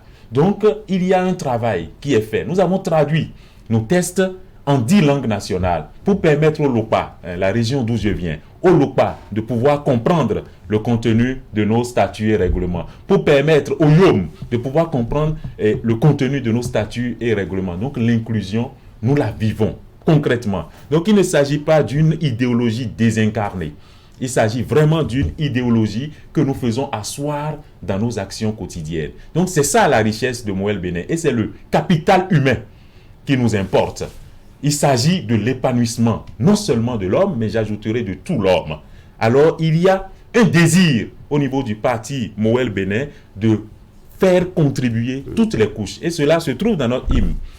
Au niveau du parti Moël Bénin, permettre à toutes les couches, artisans et personnes handicapées, de participer à la vie. Parce que pour défendre les causes d'une corporation, il faut choisir les gens qui appartiennent à cette corporation. Ce qui fait que vous retrouvez des artisans qui sont positionnés à Moël Bénin, vous retrouvez des artistes qui sont positionnés à Moël Bénin. On parle beaucoup de Pipi Wabaro, qui est menuisier. Qui est menuisier en plus, on ne le dit pas assez. Qui est menuisier. On parle de Don Mentok, on parle de... Un peu sur toutes les listes aussi, il y a des artisans, des artistes, des menuisiers, des vulgarisateurs, tous ceux-là sont également positionnés. Des agriculteurs. Bon, ça veut dire qu'il y a une belle révolution qui s'opère. D'accord. En attendant l'ouverture officielle de la campagne électorale, où vous nous direz véritablement c'est quoi ce que vous voulez vendre, votre offre politique, allons voir pour vous quels sont alors les enjeux de cette élection législative. C'est vrai que vous, à l'Union démocratique pour un Bénin nouveau, en 2020, vous avez compétit autour de 4 autres formations politiques pour les élections communales où vous êtes arrivé 5e à la fin. Cette fois-ci, c'est 7 et c'est pour les élections législatives. Quels sont pour vous les enjeux de ces élections-là? Le premier enjeu, c'est l'homme. L'homme en ce sens que vous auriez constaté, quand on dit UDBN, on dit social. On dit, comme j'avais commencé par le dire tout à l'heure, aller au secours de ceux-là qui sont les plus défavorisés. Nous n'allons pas, comme Moël, nous cramponner beaucoup sur les handicapés seuls, mais nous allons... aux gens les plus défavorisés. La femme, par exemple, qui est un maillon assez fort de la société, mais qui est souvent abandonnée. Vous en avez positionné combien? Ah oui, les femmes, elles sont à près de 60% sur notre liste. D'ailleurs, comme toujours. Et donc, je disais tout à l'heure, la femme, par exemple, qui tient la société, mais qui est souvent abandonnée. Lorsqu'on forme une femme, lorsqu'on la rend autonome, ça constitue un socle fort pour la société. L'UDBN ne l'a jamais abandonnée. Il y a la jeunesse. La jeunesse qui constitue l'avenir de ce pays. Nous y accrochons et nous avons continué, malgré nos difficultés, nos déboires, nous avons continué à nous y accrocher. Et le troisième axe, parce qu'il faut vraiment tenir compte de la forme de l'élection que nous avons en face, ce sont les élections législatives. Le troisième axe, qui est l'axe le plus fort là maintenant, c'est de pouvoir légiférer autrement. Parce que les lois sont faites pour les hommes. Il faut partir de ces hommes-là avant d'aller faire ces lois afin qu'elles puissent véritablement répondre à leurs aspirations. L'UDBN, on n'est pas encore en campagne. Quand nous serons en campagne, nous allons lever un coin de voile sur notre programme de législature et tout le monde verra bien que, encore une fois, nous sommes assez proches du peuple. Alors, il y a... Oui, alors je vais ramasser alors ce qui a été dit. Non, je sens que le défi, n'est-ce pas, qui est celui de toutes les formations politiques, qu'elles soient de la mouvance ou de l'opposition, c'est premièrement le défi de la victoire. Maintenant, tout cela passe par un élément qu'avait évoqué tout à l'heure Juste Agnoro, n'est-ce pas, c'est comment chacun consomme son positionnement ou non sur la liste. Qu'on soit bien positionné ou mal positionné, ou qu'on ne soit même pas positionné, c'est comment on perçoit les choses pour dire que non, c'est premièrement les objectifs, c'est premièrement le parti et non les individualités. Je pense que si cette leçon est aussi, je dirais, reçue, perçue comme telle, n'est-ce pas, au niveau de l'UDBN et des autres formations politiques, n'est-ce pas, les choses peuvent aller, parce que c'est vrai, juste là souligné, même au sein d'une même famille, n'est-ce pas, les enfants sont différents. Vous aurez ceux de même taille, de grande taille, les femmes fessues, les minces, les mecs, et puis chacun a son goût en fonction de tout ce qu'il y a là. Parce que oui, il y a une grosse interrogation que nous avons, c'est de se demander quand le Bloc républicain, le BR, l'UDBN, Moël Bénin et tout ce qui va avec, n'est-ce pas, se retrouvent sur le même terrain, comment les choses vont se passer. On se demande quand Jacques Ayadji ira au soutien des candidats de la même circonscription électorale, n'est-ce pas, que le ministre des Infrastructures dans la 23e et 24e circonscription électorale. Quel sera le discours qui sera tenu à ce niveau quand l'UDBN dans la 6e circonscription électorale et d'autres éléments de Moël Bénin vont se retrouver dans cette... Quel sera le discours qui va se produire? Vous voyez, donc il y a ce challenge là. Écoutez, nous sommes les plus beaux, nous sommes les plus ceci. Maintenant, ce qu'il faut saluer également, n'est-ce pas, c'est la vision et comment les choses ont été orientées pour pouvoir faire certains positionnements. Par exemple, l'UDBN nous parle de comme près de 60% de positionnement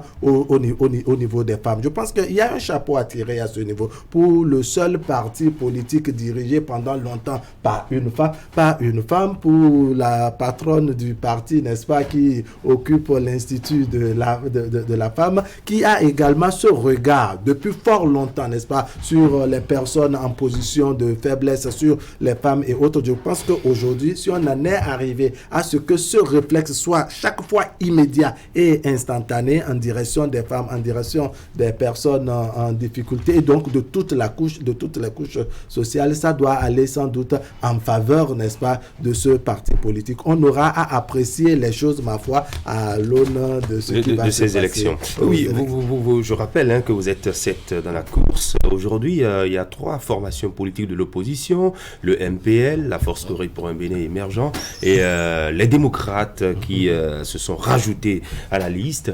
Alors, sur le terrain, ça va se passer comment? Est-ce que vous n'avez pas des craintes de ne pas réussir à, je dirais, à vous hisser par la suite? La question, elle est adressée à vous deux. Oui. Merci bien.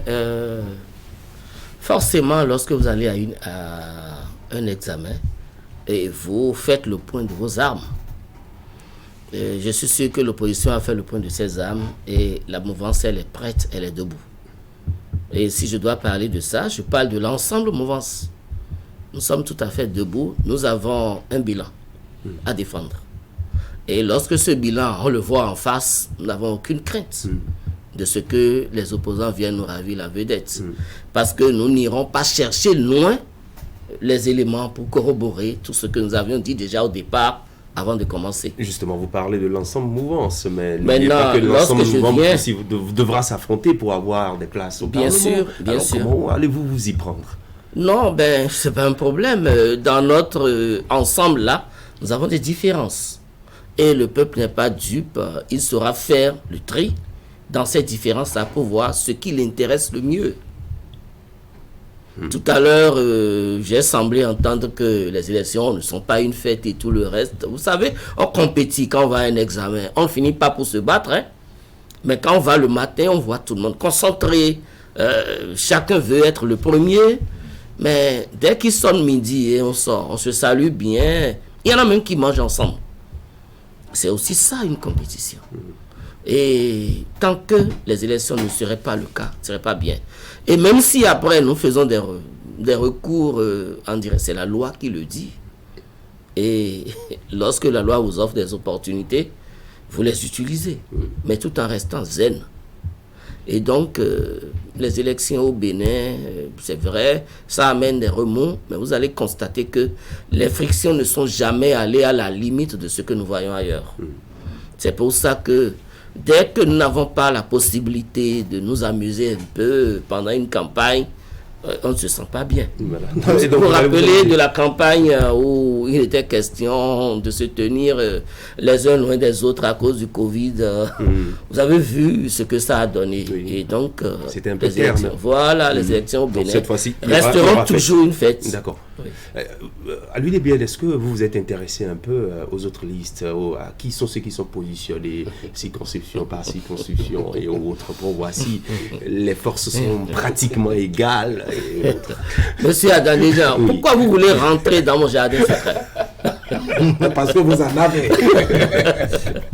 Vous l'avez fait ça. Il y a forcément un travail qui se fait. J'ai dit tout à l'heure, vous faites le point de vos forces. Il y a un travail qui se fait, c'est même pas forcément le parti. Lorsque je suis candidat quelque part, je dois pouvoir voir mais qui j'ai en face. Ça, c'est primaire. Tout candidat doit pouvoir le faire. L'infiltrer, voler ses stratégies et peut-être travailler à corriger, défoncer. Non, pas forcément. Mais déjà, il faut savoir qui tu as en face. Et faire le point de tout ce que tu as comme force et faiblesse. D'accord. Donc vous avez pris jour et nuit pour observer, disséquer les listes. Oui, on dit pas jour et nuit, pas autant que vous le dites. Nous avons quand même un projet de société à défendre. Vous êtes concentré. Ça dépend. On vous écoute, Justin Yoro. Oui, moi je pense que effectivement les élections ce sont des moments de fête. Et c'est la République qui importe. Et nous allons travailler dans ce sens. Pour nous, c'est très important. Et vous avez dit tout à l'heure que le président Patrice Talon a fait des prouesses sur le plan économique, mais je veux dire aussi qu'il a fait des prouesses sur le plan de notre révolution mentale. Les habitudes des Béninois changent. Et souffrez que nous puissions quand même puiser dans ce qu'il a eu à faire pour le Bénin, afin d'étoffer notre offre politique en ce moment, puisque nous appartenons à la mouvance. Et M. Deguenon a parlé tout à l'heure des femmes. C'est aussi à Mouel Bénin quelque chose que nous disons parce que nous le vivons. Au niveau de notre bureau, vous voyez bien, le président Jacques Ayadji a 2 vice-présidentes et au niveau de l'organigramme, nous voyons beaucoup de femmes. Mais ce que nous avons comme plus-value, quand même à Mouel Bénin, M. Deguenon a parlé des jeunes, mais nous travaillons aussi au renforcement du tissu générationnel, du tissu intergénérationnel. Donc, nous savons que c'est au bout de l'ancienne corde qu'on tresse la nouvelle, mais comme le dit encore Jean Pliat, la construction de l'avenir exige la destruction de certaines reliques du passé. Mais nous savons que les aînés sont importants pour nous. Et le président Jacques Ayadji, avec le bureau politique, on a visité des artistes de grande réputation qui ont fait résonner leur voix au sein de notre conscience. Et nous les avons rencontrés parce que ces artistes aujourd'hui sont dans une situation de précarité, sont dans une situation d'abandon. Donc cela veut dire que il y a ce tissu que nous mettons en place. Il y a les religions endogènes aussi. Les religions endogènes, nous avons le prêtre du Fa. C'était annoncé, ça a été fait. Kofi Aza, qui est positionné. C'est tout un cocktail. Vraiment, le fait de faire la révolution, comme dit une politique française, une femme politique française, la révolution dans les marges. Alors, ce sont les personnes auxquelles on ne pense pas, c'est ces personnes qui nous intéressent. Nous pratiquons vraiment l'immersion sociale pour pouvoir doper nos troupes. Voilà, et vous êtes aussi intéressé aux listes de l'UDBN, des démocrates, MPR. Quelle est la circonscription électorale dans laquelle votre parti se sent inquiété, par exemple? Que ce soit d'autres formations inquiétées par rapport à des formations politiques de la mouvance ou même de l'opposition. Dans quelle circonscription électorale ou dans lesquelles vous vous sentez un peu inquiété? Et quand vous voyez la conviction à Moël Bénin, vous savez que nous démantelons tout ce qui concerne les inquiétudes. Parce que nous allons aux élections avec des armes qu'on a vraiment affûtées pour pouvoir convaincre et surtout vaincre. Alors, nous sommes dans cette dynamique. Ce qui fait qu'on nous demande une envergure nationale. On nous demande 10%. Cela veut dire que circonscrire notre influence au niveau d'une circonscription serait désastreux. Donc, ce que nous avons à faire, c'est de travailler pour que sur toute l'étendue du territoire, les gens puissent être appâtés par notre offre politique. D'accord, merci beaucoup. Oui, Erwan Parfait. Peut-être de poser la même question à Eric. Oui, c'est vrai que quand on reçoit les partis politiques ici, pour tout ce que nous avons fait durant cette semaine, on attend la campagne pour dire quelle offre politique qu'on veut mettre en place. Je pense que les partis devraient déjà travailler, et comme ils l'ont déjà fait, à connaître un peu la société béninoise pour savoir quels sont les besoins des populations. C'est pas comme par le passé où nos parents acceptaient comme ça que les promesses des députés. Quand je serai élu député, je vais vous construire des routes. Une fois le député, je ferai en sorte que l'eau potable vienne chez vous. Alors même que c'est pas le rôle dévolu à un député. C'est vrai que je suis revenu un peu sur la question des 10%, parce qu'en 2019, n'oubliez pas, 22-27%, il n'y a eu que 2 formations politiques qui ont pu avoir les 10%, donc représentés au Parlement. Ici, ils sont 7.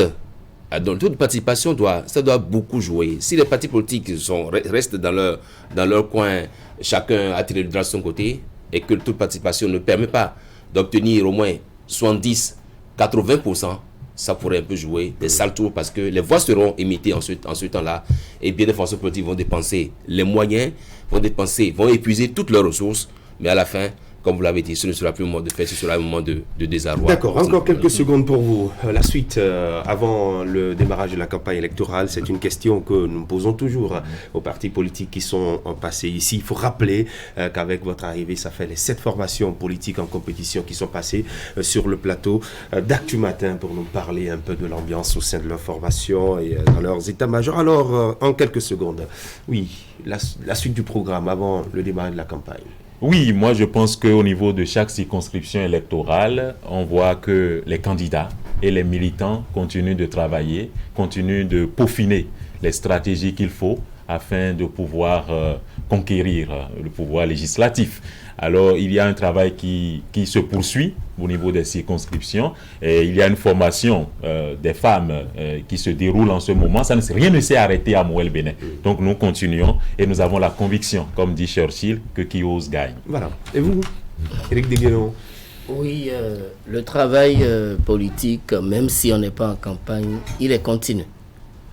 Et donc, la suite, c'est toujours de continuer à rassembler les troupes, à les préparer pour aller à l'assaut du terrain. Donc, nous avons continué au niveau de toutes nos contrées du pays à nous voir, à nous apprêter pour une large diffusion de notre proposition politique pour très bientôt.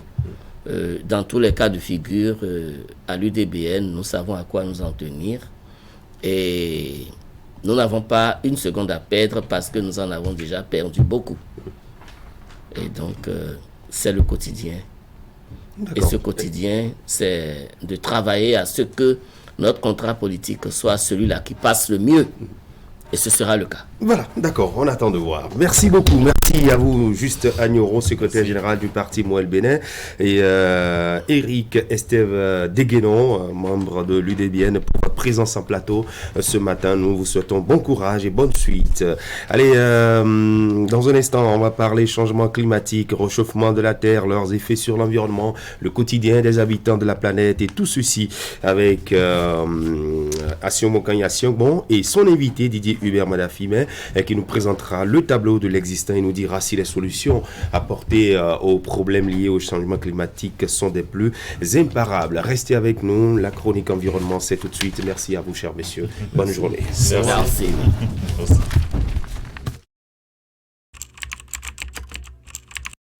Votre chaîne Canal 3 Bénin à portée de main.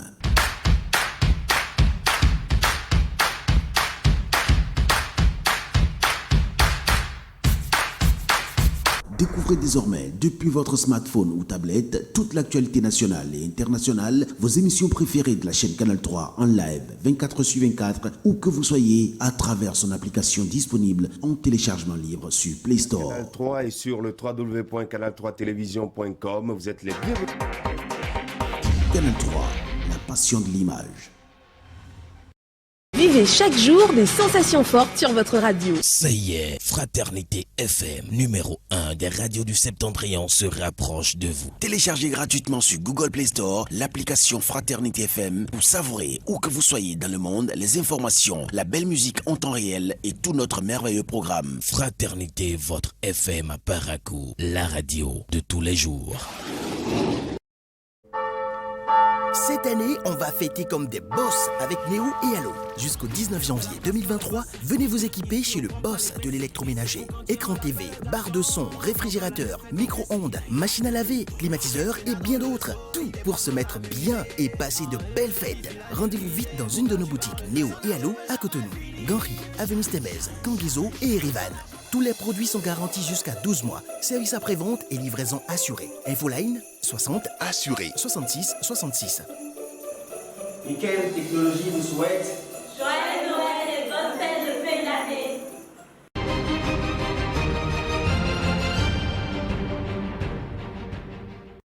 Voilà, la chronique environnement sur Actu Matin ce jeudi avec vous, Assion Monkani Assion, bonjour. Bonjour Christian, bonjour chers téléspectateurs. Eh bien, en plateau, votre invité Didier Hubert Madafime, bonjour.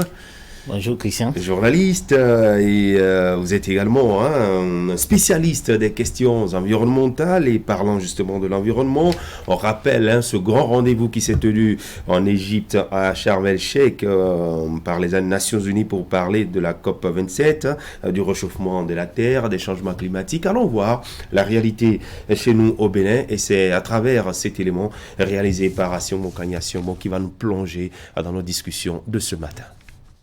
Zongo, le plus gros marché d'appareils électroménagers dans la ville de Cotonou.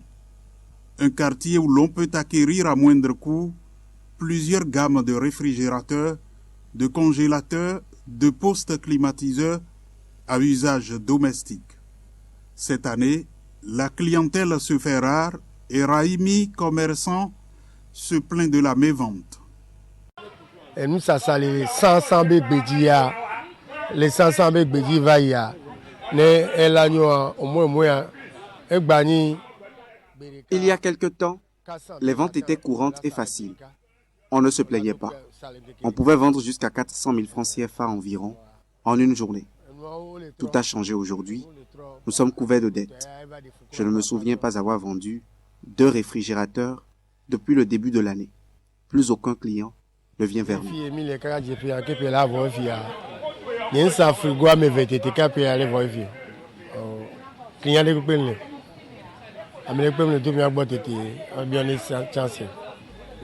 Ces appareils, à la portée de toutes les bourses, constituent pourtant une menace pour l'environnement.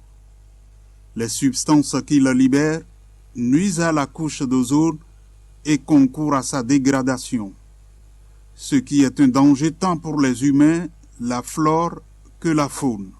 Cette fine couche ne joue plus son rôle parce qu'elle a été endommagée par certaines substances que nous utilisons, principalement que nous utilisons dans les équipements de froid, de climatisation, principalement.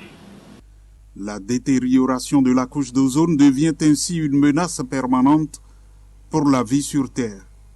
Face au phénomène, la communauté internationale a pris des dispositions. La communauté internationale a réagi. La réaction, c'est de mettre en place une convention qu'on appelle la Convention de Vienne pour la protection de la couche d'ozone en 1985. 2 ans après, il y a un protocole qu'on appelle le protocole de Montréal relatif à l'élimination des substances qui appauvrissent la couche d'ozone en 1987. Ce protocole a 5 amendements. Le Bénin a déjà ratifié ces 2 traités et tous les amendements du protocole de Montréal, juste pour accompagner la communauté internationale dans la protection de cette précieuse couche sans laquelle aucune vie ne sera possible sur Terre. Les substances sources de la dégradation de la couche d'ozone sont utilisées dans plusieurs cas. Les équipements de froid pour sécuriser les aliments, les grandes chambres froides, les véhicules. Elles servent aussi pour la conservation des vaccins, des médicaments. Ayant ratifié les différents accords, le Bénin, de son côté, mène depuis quelques années la lutte dans la même dynamique que la communauté internationale. En ratifiant ces traités, donc, le Bénin s'engage à éliminer progressivement ces substances. Nous avons pris les dispositions d'abord réglementaires. Il y a eu un arrêté. D'abord, il y a des décrets qui nous avaient aidés à ratifier ces différents protocoles. Et il y a un arrêté interministériel qui réglemente l'importation, la commercialisation et la distribution de ces fluides frigorigènes qui vont dans ces équipements de froid. Pour renforcer davantage la lutte, le Bénin a pris des dispositions pour former, informer, sensibiliser tous les acteurs au niveau de la chaîne de froid. Au nombre de ceux-ci, les douaniers qui sécurisent les frontières en matière de contrôle des importations. Aussi, est-il imposé un agrément pour l'importation de ces équipements et les substances. Allez, on mettra donc l'accent ce matin sur la dégradation de la couche d'ozone, quels sont les impacts sur l'environnement et quelles sont les réponses qui sont apportées, sont-elles efficaces? Toutes ces questions, vous avez les réponses à nous proposer ce matin. Didier Hibert, Madame Fimiation, bon. Oui, exactement. Notre invité est un journaliste spécialiste des questions d'environnement. Il a beaucoup fait de reportages sur ces questions-là. Il a participé à des colloques qui ont renforcé davantage ses connaissances en matière de choses-là. Et pour quelqu'un qui gagne de prix, c'est qu'il a forcément quelque chose à partager avec nous. Didier Hibert Marafimé, lorsqu'on parle de couche d'ozone, qu'est-ce qu'on peut y comprendre? Enfin, d'abord, je voudrais intervenir sur le reportage. Que la population ou ceux qui ont des frigos, ceux qui ont des climatiseurs, n'aient pas l'impression que tel que leur frigo et leur climatiseur fonctionnent, que ça touche directement la couche d'ozone. C'est le substance, le gaz utilisé par ces frigos et ces climatiseurs qui posent des problèmes à la couche d'ozone. Mais lorsque le gaz est dans son circuit, il n'y a pas de problème. C'est quand le frigo tombe en panne, c'est quand le climatiseur tombe en panne et que le frigoriste ou celui qui répare le climatiseur vient intervenir dessus. Avant, ils ouvrent le circuit et laissent échapper le gaz. Le gaz qui était qui faisait fonctionner le frigo, c'était le R12 et qui fait partie de la catégorie de ce qu'on appelle les CFC, les chlorofluorocarbones. Le gaz qui fait fonctionner le climatiseur, c'était le R22 et qui fait partie des HCFC, les hydrochlorofluorocarbones. Donc ces gaz dans leur circuit ne posent aucun problème. c'est quand le frigoriste intervient quand le frigo tombe à panne, le climatiseur tombe à panne, qu'il retire le gaz, qu'il laisse échapper le gaz, que ça crée des problèmes à la couche d'ozone. La couche d'ozone, c'est au-dessus de c'est comme un chapeau au-dessus de notre tête, une quarantaine ou cinquantaine de kilomètres. Tous les matins, le soleil se lève, le soleil envoie ses rayons sur la Terre. La Terre utilise une partie. Et la couche d'ozone filtre les rayons ultraviolets. Donc les rayons ultraviolets, si la couche d'ozone fait correctement son travail, les rayons ultraviolets ne doivent pas venir sur la Terre. À partir de l'utilisation ou du comportement de ces frigoristes et autres, depuis 1970, les scientifiques ont commencé par alerter qu'il y a un trou qui est creusé à l'intérieur de la couche d'ozone dans la zone antarctique. Donc, en fouillant, en cherchant, ils ont constaté que ce sont les SAO, les substances approvisionnant la couche d'ozone. En fait, c'est toute une catégorie de substances qui, lâchées dans l'atmosphère, érodent la couche d'ozone. Si on veut ajouter, par exemple, le bromide de méthyle. Le bromide de méthyle est utilisé lorsque le paysan finit de produire le coton. La fibre est séparée de la graine. La graine est envoyée le plus souvent dans les pays développés. Donc, pour faire voyager les graines sans le bromide de méthyle, ça va partir avec les agents pathogènes. Donc, il faut sécuriser la graine. Donc, voilà les substances qui sont utilisées et qui ont commencé par éroder la couche d'ozone. À partir de ce moment, comme l'a dit le point focal ozone du ministère du cadre de vie et du développement durable, la communauté internationale s'est levée pour mettre en place des dispositifs pour que le travail soit fait pour éliminer ces substances qui approvissent la couche d'ozone. Sinon, comme elle a dit, si on laisse les rayons ultraviolets venir directement sur la Terre, il n'y aura plus de vie. Il y a la santé qui se passera affecter, la biodiversité, l'environnement et tout ce que vous voulez. Voilà ce que je peux dire très rapidement par rapport à votre question. Est-ce que de cette façon, s'il arrivait que les différentes luttes menées n'aboutissent pas, est-ce que la couche d'ozone ne va pas disparaître ou bien il y a des choses qui se font? Non, on va pas imaginer ce scénario. Non, aujourd'hui, la Convention de Vienne et le protocole de Montréal sont les conventions les plus abouties qui ont obtenu des résultats. À part les autres conventions, les changements climatiques, vous voyez tout le temps les réunions qui échouent et tout. Cette convention a permis depuis quelque temps, et tous les efforts qui sont faits ont permis de commencer par résorber le trou à l'intérieur de la couche d'ozone. Les scientifiques ont constaté qu'il y a une amélioration de la qualité de la couche d'ozone. Donc, il y a des efforts qui sont faits. Aujourd'hui, ces gaz-là sont remplacés par le HFC. On dit hydrofluorocarbures. C'est vrai que quand ces gaz-là sont remplacés, que le HFC a commencé par être utilisé, et il a été constaté que ces gaz-là ont un pouvoir réchauffant, donc posent un problème de réchauffement climatique. C'est pour ça qu'il y a l'amendement de Kigali, donc les efforts sont en train d'être faits pour éliminer totalement ces gaz, pour avoir des substances qui ne posent pas de réchauffement climatique et qui ne détruisent pas la couche d'ozone. Voilà ce qui est fait, M. Kany. Est-ce que on pourra dire que les substances que veut promouvoir la communauté internationale, ces substances-là, pourront vraiment suivre et être disponibles pour permettre l'élimination complète de ces substances qui concourent à la dégradation de la couche d'ozone? Le monde ne se crée pas de problèmes auxquels il n'a pas la solution. Déjà, les substances approvisionnant la couche d'ozone, aujourd'hui, on peut dire que le CFC, le chlorofluorocarbone, est totalement éliminé. Ce qu'on appelle avant le R12. Le HFC, les hydrochlorofluorocarbones seront éliminés d'ici 2050.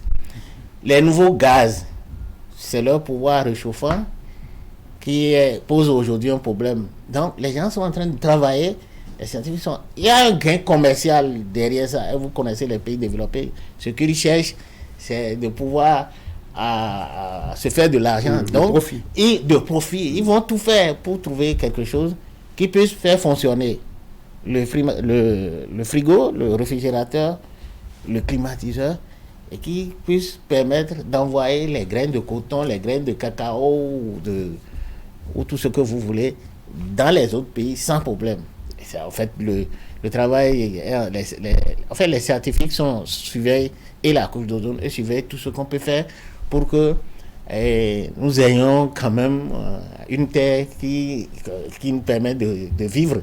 Sinon, ce qui peut se passer si le trou est resté intact, c'est que on va tous développer des cancers de peau et tout.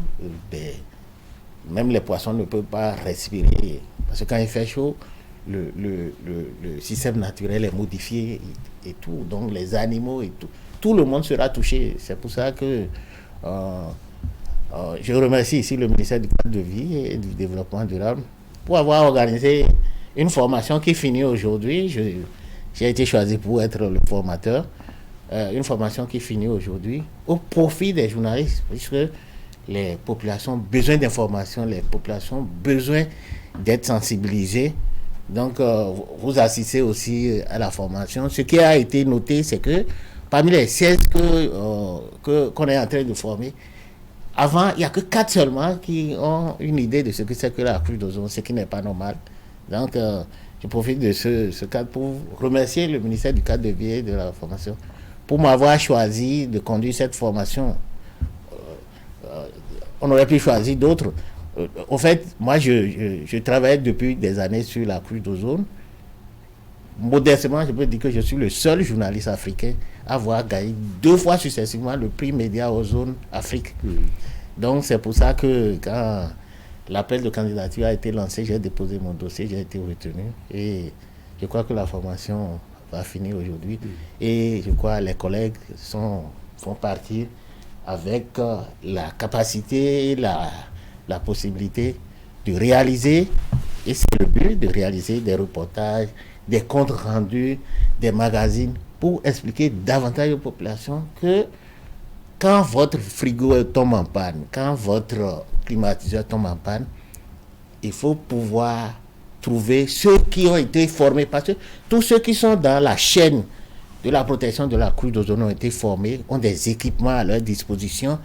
Donc, si vous appelez les gens du ministère, vous devez avoir la possibilité de faire réparer votre climatiseur, votre frigo, tranquillement. Parce que tout le temps, les gens qui sont dans les quartiers, qui sont des frigoristes, et qui ne sont pas formés, quand ils interviennent sur votre appareil, soyez-en sûr, c'est plusieurs fois aller-retour chez le frigoriste pour un frigo. Vous pouvez perdre votre frigo. Or, il y a des gens aujourd'hui qui sont formés et qui savent quand ils veulent intervenir sur votre appareil, votre équipement, retirer le gaz qui est à l'intérieur, finir le travail, remettre le gaz à l'intérieur. Et aujourd'hui, il y a des arrêtés qui contrôlent tout. On ne peut plus, il n'y a plus de gens qui vont chercher les flux frigorigènes au Nigeria et tout. Ça passe par le cordon douanier. Donc, tout est réglementé, tout est contrôlé aujourd'hui. Mais est-ce que vous l'avez déjà fait ou est-ce que vous envisagez le faire, c'est-à-dire réunir ces premiers acteurs concernés, c'est-à-dire les frigoristes et autres, leur donner des formations, leur donner l'information sur ce que le travail qu'ils font provoque une dégradation ou bien contribue à la dégradation de la couche d'ozone? Ils ont été suffisamment formés. Les douaniers ont été formés. Il y a même des associations de frigoristes dans chaque département. Le ministère du cadre de vie, à travers le PNUD, à travers le ministère du cadre de vie, a mis des équipements, les analyseurs de gaz, tout ce qu'il faut à leur disposition. Donc tous ceux qui sont dans la chaîne ont été formés. Et aujourd'hui, dans les lycées forment ce qu'on appelle les nouveaux frigoristes, on les appelle les techniciens de froid et de climatisation. Oui. Ceux-là ne peuvent plus faire les mêmes erreurs que les autres. Donc, ils sont formés pour intervenir de façon efficace sur ces équipements-là. Donc voilà, tout a été... Et c'est à cause de... Et c'est à partir de ces efforts-là, faits par chaque pays, qu'on a eu les résultats aujourd'hui qui permettent de dire que le trou à l'intérieur de la couche d'ozone est en train d'être résorbé. C'est ça. Oui. Une dernière question peut-être. Ce trou constaté dans la couche d'ozone a-t-il eu un impact sur les changements climatiques, le réchauffement de la Terre? Non, faut pas faire de la confusion. J'ai dit tout à l'heure que les nouveaux gaz ont un pouvoir réchauffant, c'est-à-dire qu'ils peuvent augmenter la température. Déjà, il y a un travail qui est en train d'être fait pour les remplacer. C'est pour cette raison que l'amendement de Kigali a été adopté par tous les pays, donc l'effort doit être fait. Mais dire que directement le travail là, ou bien le trou de la couche d'ozone a des problèmes sur le changement climatique, non. Le changement climatique, c'est les effets de serre, les gaz à effet de serre qui produisent le changement climatique. Et les gaz à effet de serre, il y a le méthane, le CO2 et tout ce que vous voulez. Le trou à l'intérieur de la couche d'ozone, ce sont les substances appauvrissant la couche d'ozone. Voilà un peu. Mais le gaz de HFC, l'hydrofluorocarbure, a un pouvoir réchauffant. Donc, si on ne l'élimine pas tout de suite, ça peut conduire à augmenter le réchauffement climatique. Voilà ce que je peux vous dire en guise de réponse à cette question. Voilà. Merci à vous Didier Hubert Madafimé. Je rappelle que vous êtes journaliste spécialiste des questions de l'environnement et bravo, félicitations pour tout ce que vous faites dans ce domaine et pour ces prix que vous avez remportés, ramenés au Bénin, ça honore donc notre pays. Poursuivez sur cette lancée. Nous suivons vos pas. Merci beaucoup. Nous suivons vos pas. Merci à vous, Assimo Kanyassion. Bon, très bonne journée du jeudi. Et merci à tous nos téléspectateurs fidèles de Canal 3 et de cette émission Actu Matin. C'est terminé pour aujourd'hui, mais pas totalement, puisque dans un court instant, vous suivrez votre revue de presse réalisée par Assimo Kanyassion. Bon, on vous dit à demain. Portez-vous bien, gardez le sourire. Au revoir.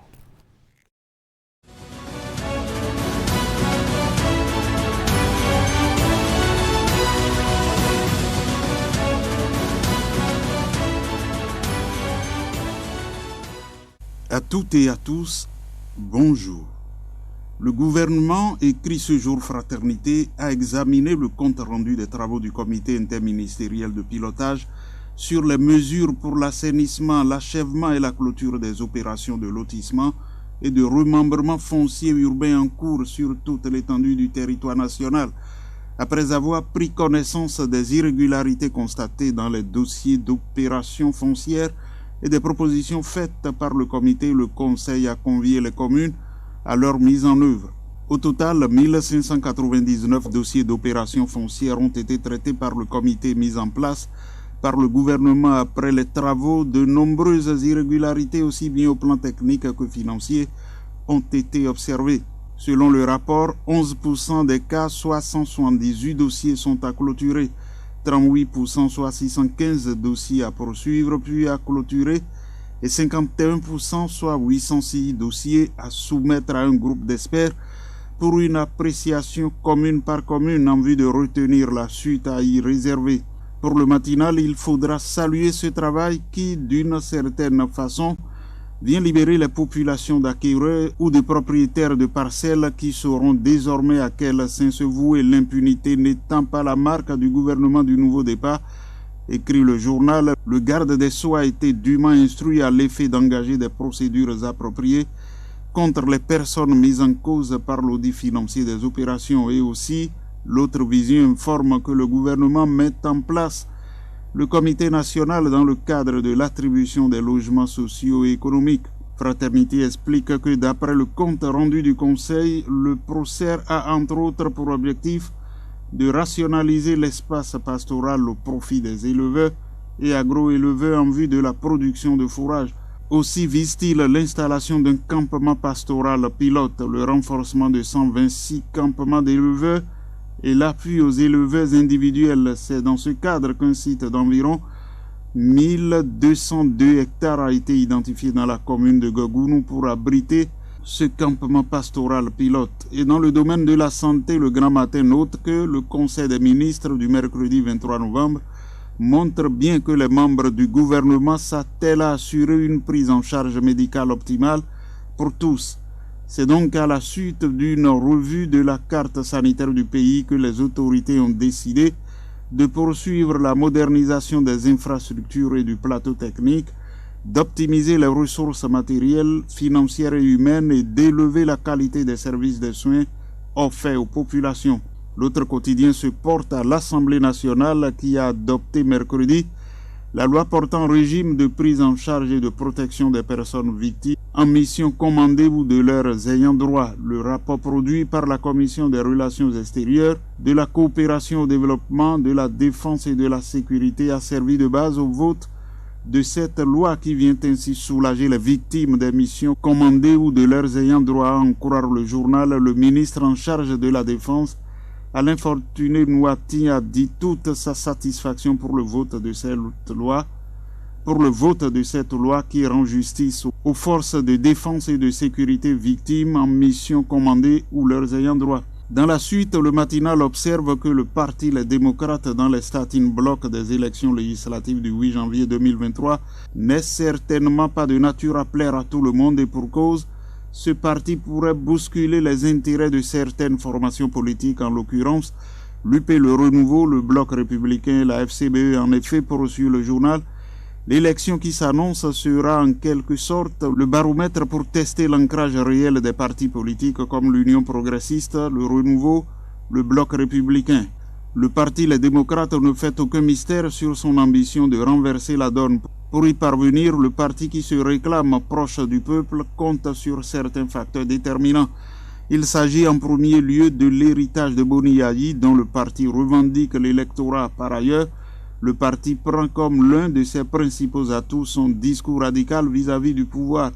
Un discours qui tranche avec celui de la FCBE que d'aucuns considèrent à tort ou à raison comme une opposition fabriquée et montée de toutes pièces par le pouvoir. Matin Libre rapporte la libération du syndicaliste Laurent Métonyon et écrit que c'est le bout du tunnel pour lui. Pour l'autre quotidien, après 5 ans et quelques jours d'incarcération successivement à la prison civile de Cotonou, puis d'Akpromisreté, le truculent syndicaliste des milieux des finances a enfin recouvré sa liberté hier. Comme en de pareilles circonstances, bien que relativement frêle, l'homme a encore le sourire sur les lèvres.